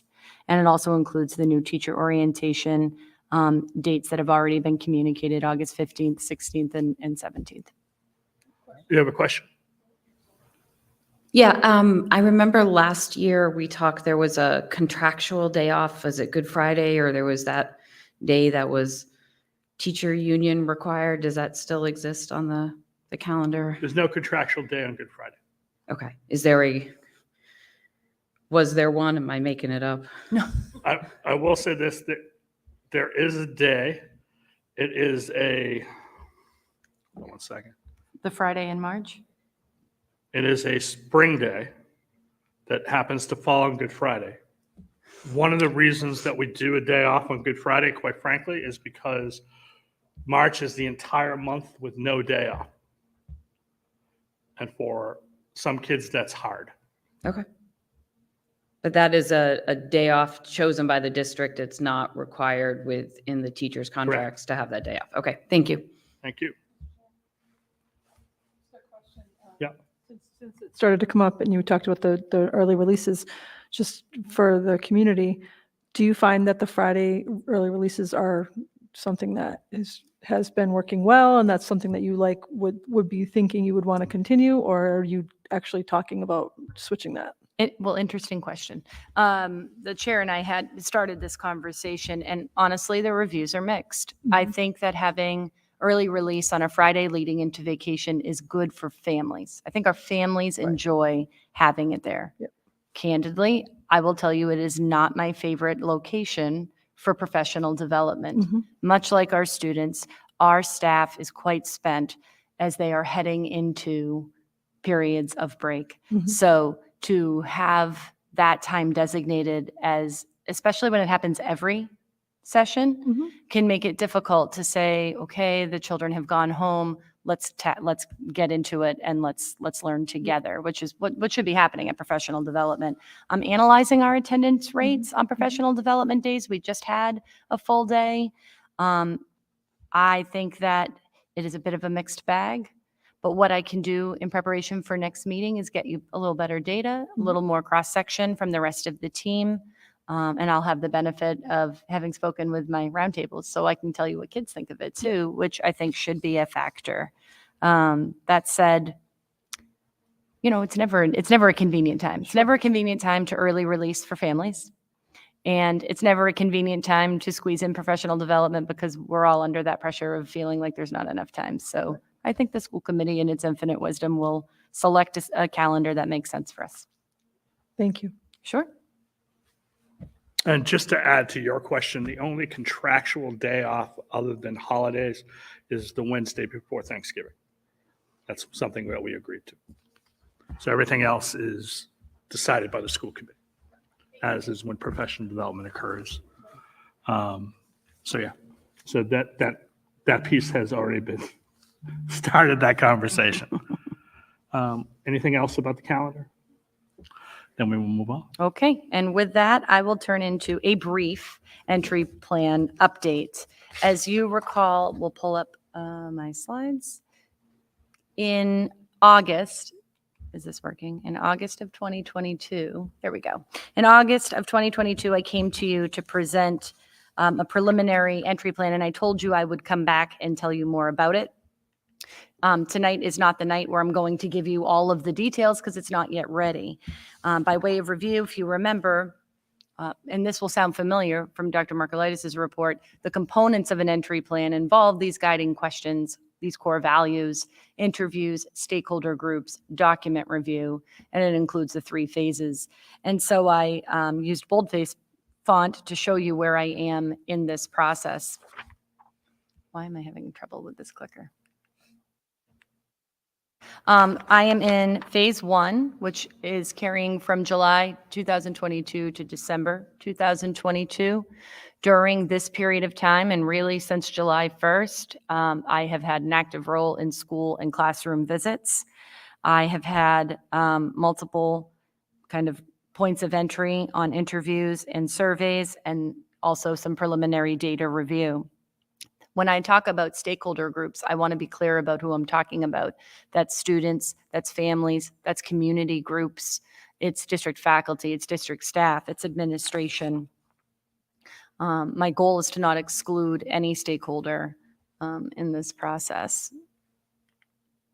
I want to go into a little bit about what I'm talking about with school and classroom visits. To give you an update, I visit all 5 buildings. This is ongoing, and it's been occurring roughly twice a month per building. My visits include classes, unstructured times like hallways, recess, and lunch. Recess is one of my favorite things to watch simply because everybody looks so happy. Professional learning communities. I'm trying to look at how we communicate with one another, how we learn from one another, and exactly how much we're accomplishing in that time crunch period. I'm looking at arrival and dismissal, which is sometimes while you'll see me out there with the buses, if you're wondering what I'm doing, I'm out there watching very deliberately. There's of course transportation, but I'm also watching what our children look like at the end of their day. I'm looking at how they arrive. And I'm also watching how our teams receive our kids. Faculty meetings and extracurricular activities. Visits are a means of data collection for me. They are consultation time with the principals and other administration, and they are an effort toward visibility. One of the early pieces of feedback I heard from Dr. Markolitis with several of her interviews was a desire to have that visibility. So my goal is to, as much as I can, be out of my office and somewhere, and that's occurring daily. And I think that's important for the community. I think that's what the community wants, and I think it's my job to do that. Interviews and surveys are ongoing with several groups. I'm in regular communication with administration, faculty, and staff as well. I also am engaging community groups. I was at a Rotary meeting last week, and I think that was last week. And I'm also engaging with town departments like OECD, which is the Office of Economic and Community Development. I should have also put that we're onboarding a brand new town manager on Monday. So I've had a couple of meetings with the new town manager and anticipate that going forward. The police chief, the fire chief, DIRT committee, because I know school safety continues. DIRT is District Emergency Response Team. And I know that continues to be an area of concern, as it is an area of concern for me. I talked to you already about the roundtable meetings, which I cannot really brag enough about how amazing it is to sit with our students and engage them. I'm asking them the same questions I'm going to be asking the community. And it's so rewarding to hear them answer and look at them when they realize I want to know, and that the administration around me wants to know their opinion. It's been a very powerful experience for me. I emailed recently through SMORE to tell everybody about superintendent listening sessions, and I wanted to talk a little bit about what those are. I listed the dates here. The first one is Monday, November 21st at 1 p.m. I alternated these to try to accommodate as many families as I could. I fully recognize that many people have different schedules. Some people commute all the way into the city. Some people work out of their homes. Some people are managing their children all day long, and I understand that. So that's why you'll see different times and different locations. I did pick the MHS Black Box Theater to host in person, only so that that was predictable, and quite honestly, it was available. So there's that too, and parking. So that's where those locations are going to be. Just by way of review, a listening session is exactly what it sounds like. I don't have a formal presentation to make. I bring the questions with me. I will look a little silly like a feverish note taker because that's actually my job. It is to listen and not necessarily to, deliver. in that particular forum. So you can come and listen. If you're a listener like me, you shouldn't feel like you have to come and do all the talking. You yourself might be curious about what our community members say. I limited it to about 2 questions per session. They're 1 hour in length. I'm not recording them in any way because these are confidential sessions. I want to make sure I'm protecting people's anonymity. They have a right to that throughout this process. And I also think I'll get more authentic information when I extrapolate names, kind of like the survey concept with what we talked about, the youth risk survey. And then lastly, it really isn't a forum if you are having a specific concern with your specific student or students.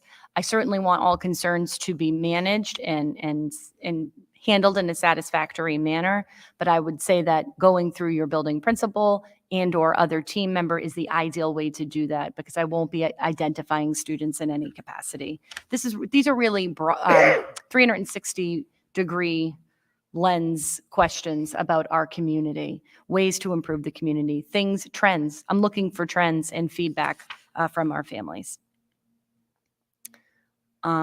Okay, and then really this is going to be the focus of the majority of my work before I return to you with a updated and completed sort of entry plan of findings. I will be relying heavily on previously collected data. So what you heard today from the curriculum department is a really good example. I'm not going to recollect the same data. It is not a good use of anyone's time. I'm going to draw on trends collected. And what you can look forward to in this report is a collection of trends, right? It's my job to bring you voluminous data and pare it down to, first of all, language everybody can understand, but 2, what is it really saying? What is it telling us? It may not have all the solutions. In fact, I would argue it's not going to have the solutions. That is the work of the strategy that's going to be developed thereafter. But it's pretty important that we have some agreement on what are the major issues that we're facing as a district. It's a good opportunity for the school committee to say, you know what, I don't think that's calibrated right, or tell me more about where you got that data on this particular piece. So I will be having this whole list of additional pieces of information to collect, to review, including ongoing additional assessment data like STAR data, like Panorama data. The list truly goes on and on, but what I importantly wanted to point out is that I'll be using, I'm not going to reinvent the wheel on that. And I don't think it's a good use of my time to do that if I can deliver it to you cogently. Thereafter, I'll come back to you. Well, I'm with you twice a month anyway, but phase 2 begins in January and goes until March. This is where I will come back with my report of findings. I'll be presenting that to the district leadership team as well. I'll be hosting community forums so that families and other community stakeholders can provide their feedback on the information that's collected before we start the strategy. All of that is important so that once we go into the drafting of the strategy, we can be reasonably confident that as a community, we have some consensus on what it is we're going to be targeting. And then that's phase 3, which really brings us from March until August. Which is the drafting of the new strategy. And I can't underline this enough. It is so important that the strategy be properly calibrated because everything thereafter will flow from it, whether we're talking about school improvement plans, budgets, decision-making, or even assessment of decision-making.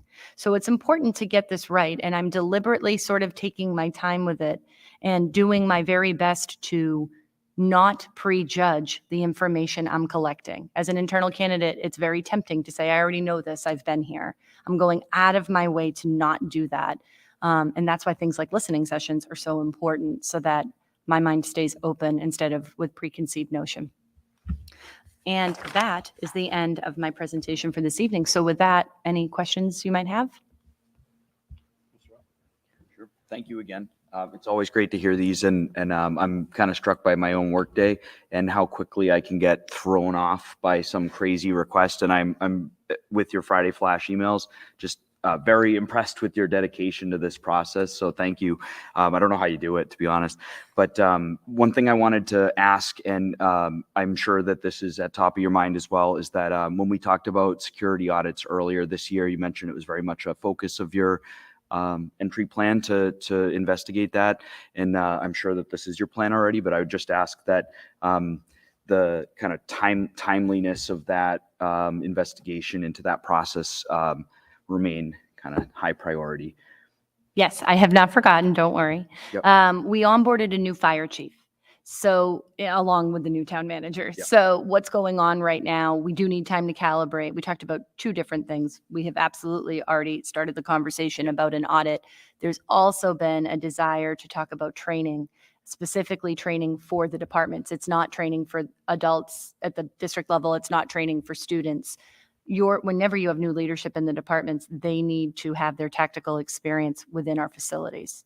So that's something that is taking kind of front burner, which is why you haven't heard me yet on the audit. I want to make sure our departments are ready and they have our support. I've been in conversation with Andy Dizell, who heads up our DIRT committee, and I've joined the executive committee. So we've already had one meeting. I actually was just reviewing his notes recently, but I will come back to you with a report just so that you can have an update. Safety remains a top priority and rightfully so.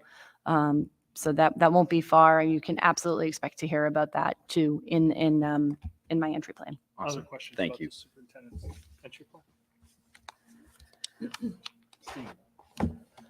plan? That completes my report this evening. Excellent. Next item on the agenda is the high school building project and a couple of things that I think are important. One is 97% of the punch list is completed. More of those, the 3% will be, are being worked on currently and will be worked on towards the end of December, especially when kids are out of school.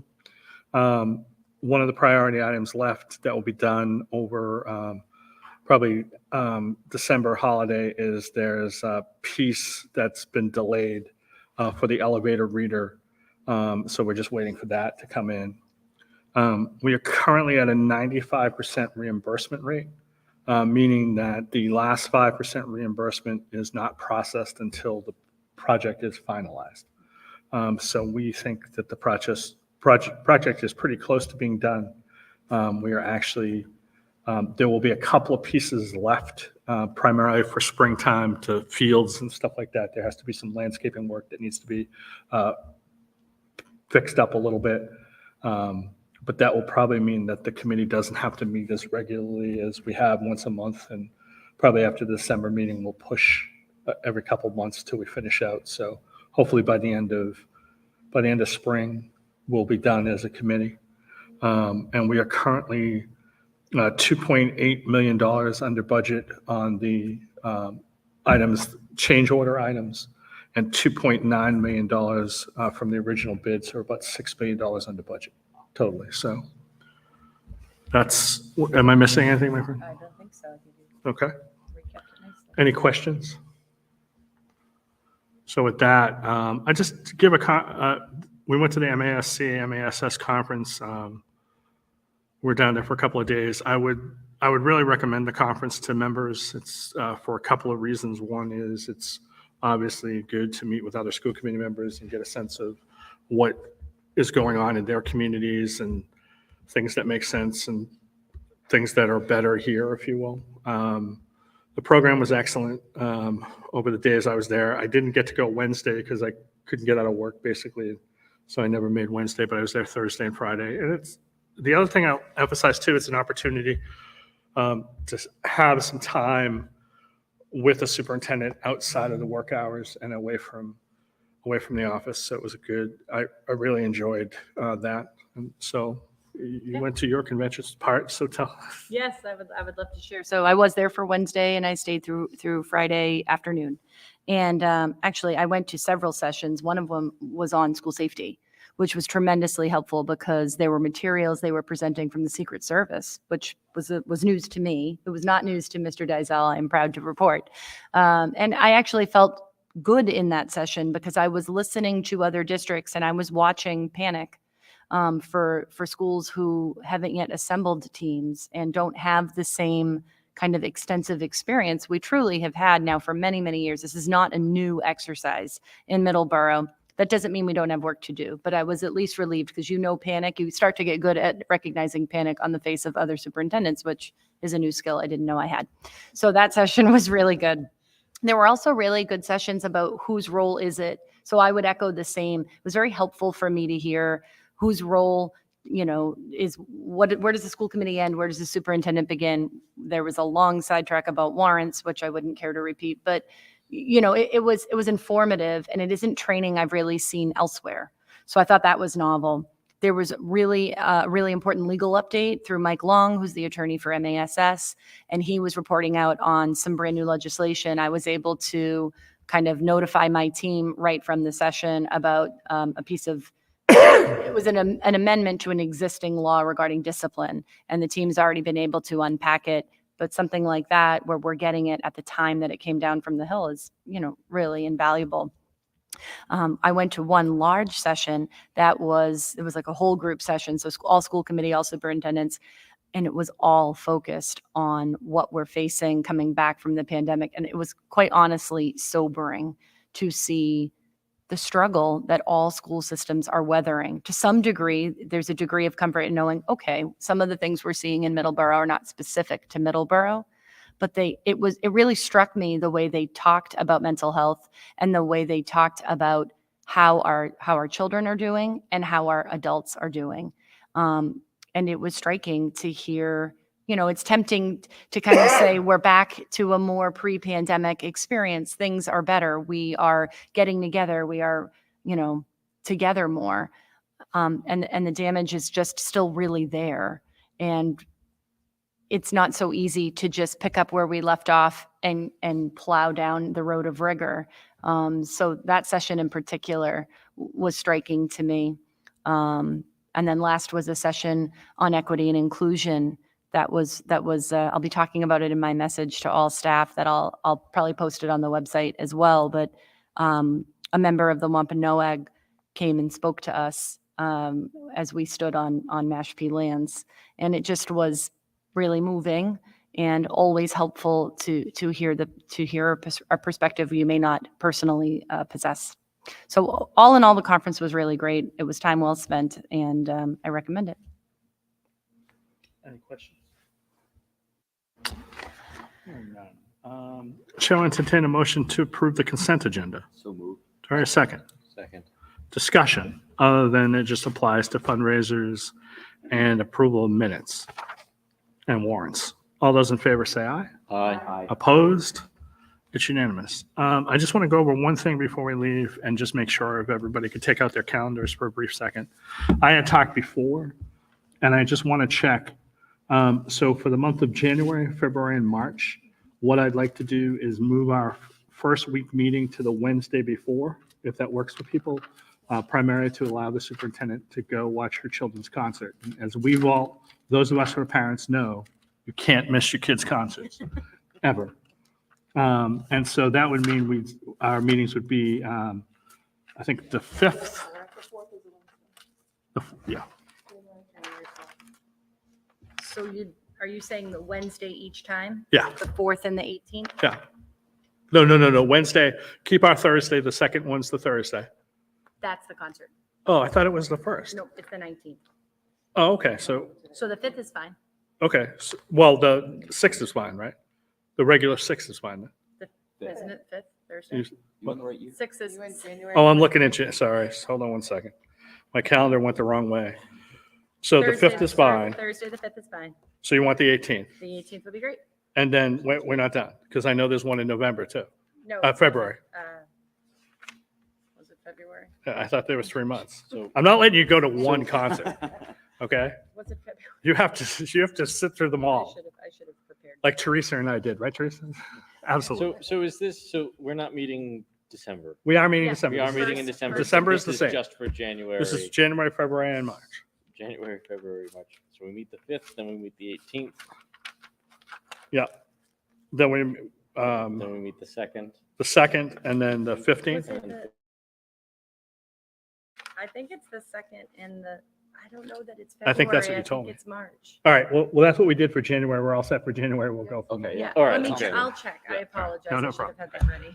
And so with that, our next meeting is December 1st. Anyone have anything before I seek a motion to adjourn? And then Chair will seek a motion to adjourn. Do I have a second? Discussion. All those in favor say aye. Aye. Opposed? It's unanimous. Thank you very much, everybody, and have a very happy Thanksgiving. Thank you.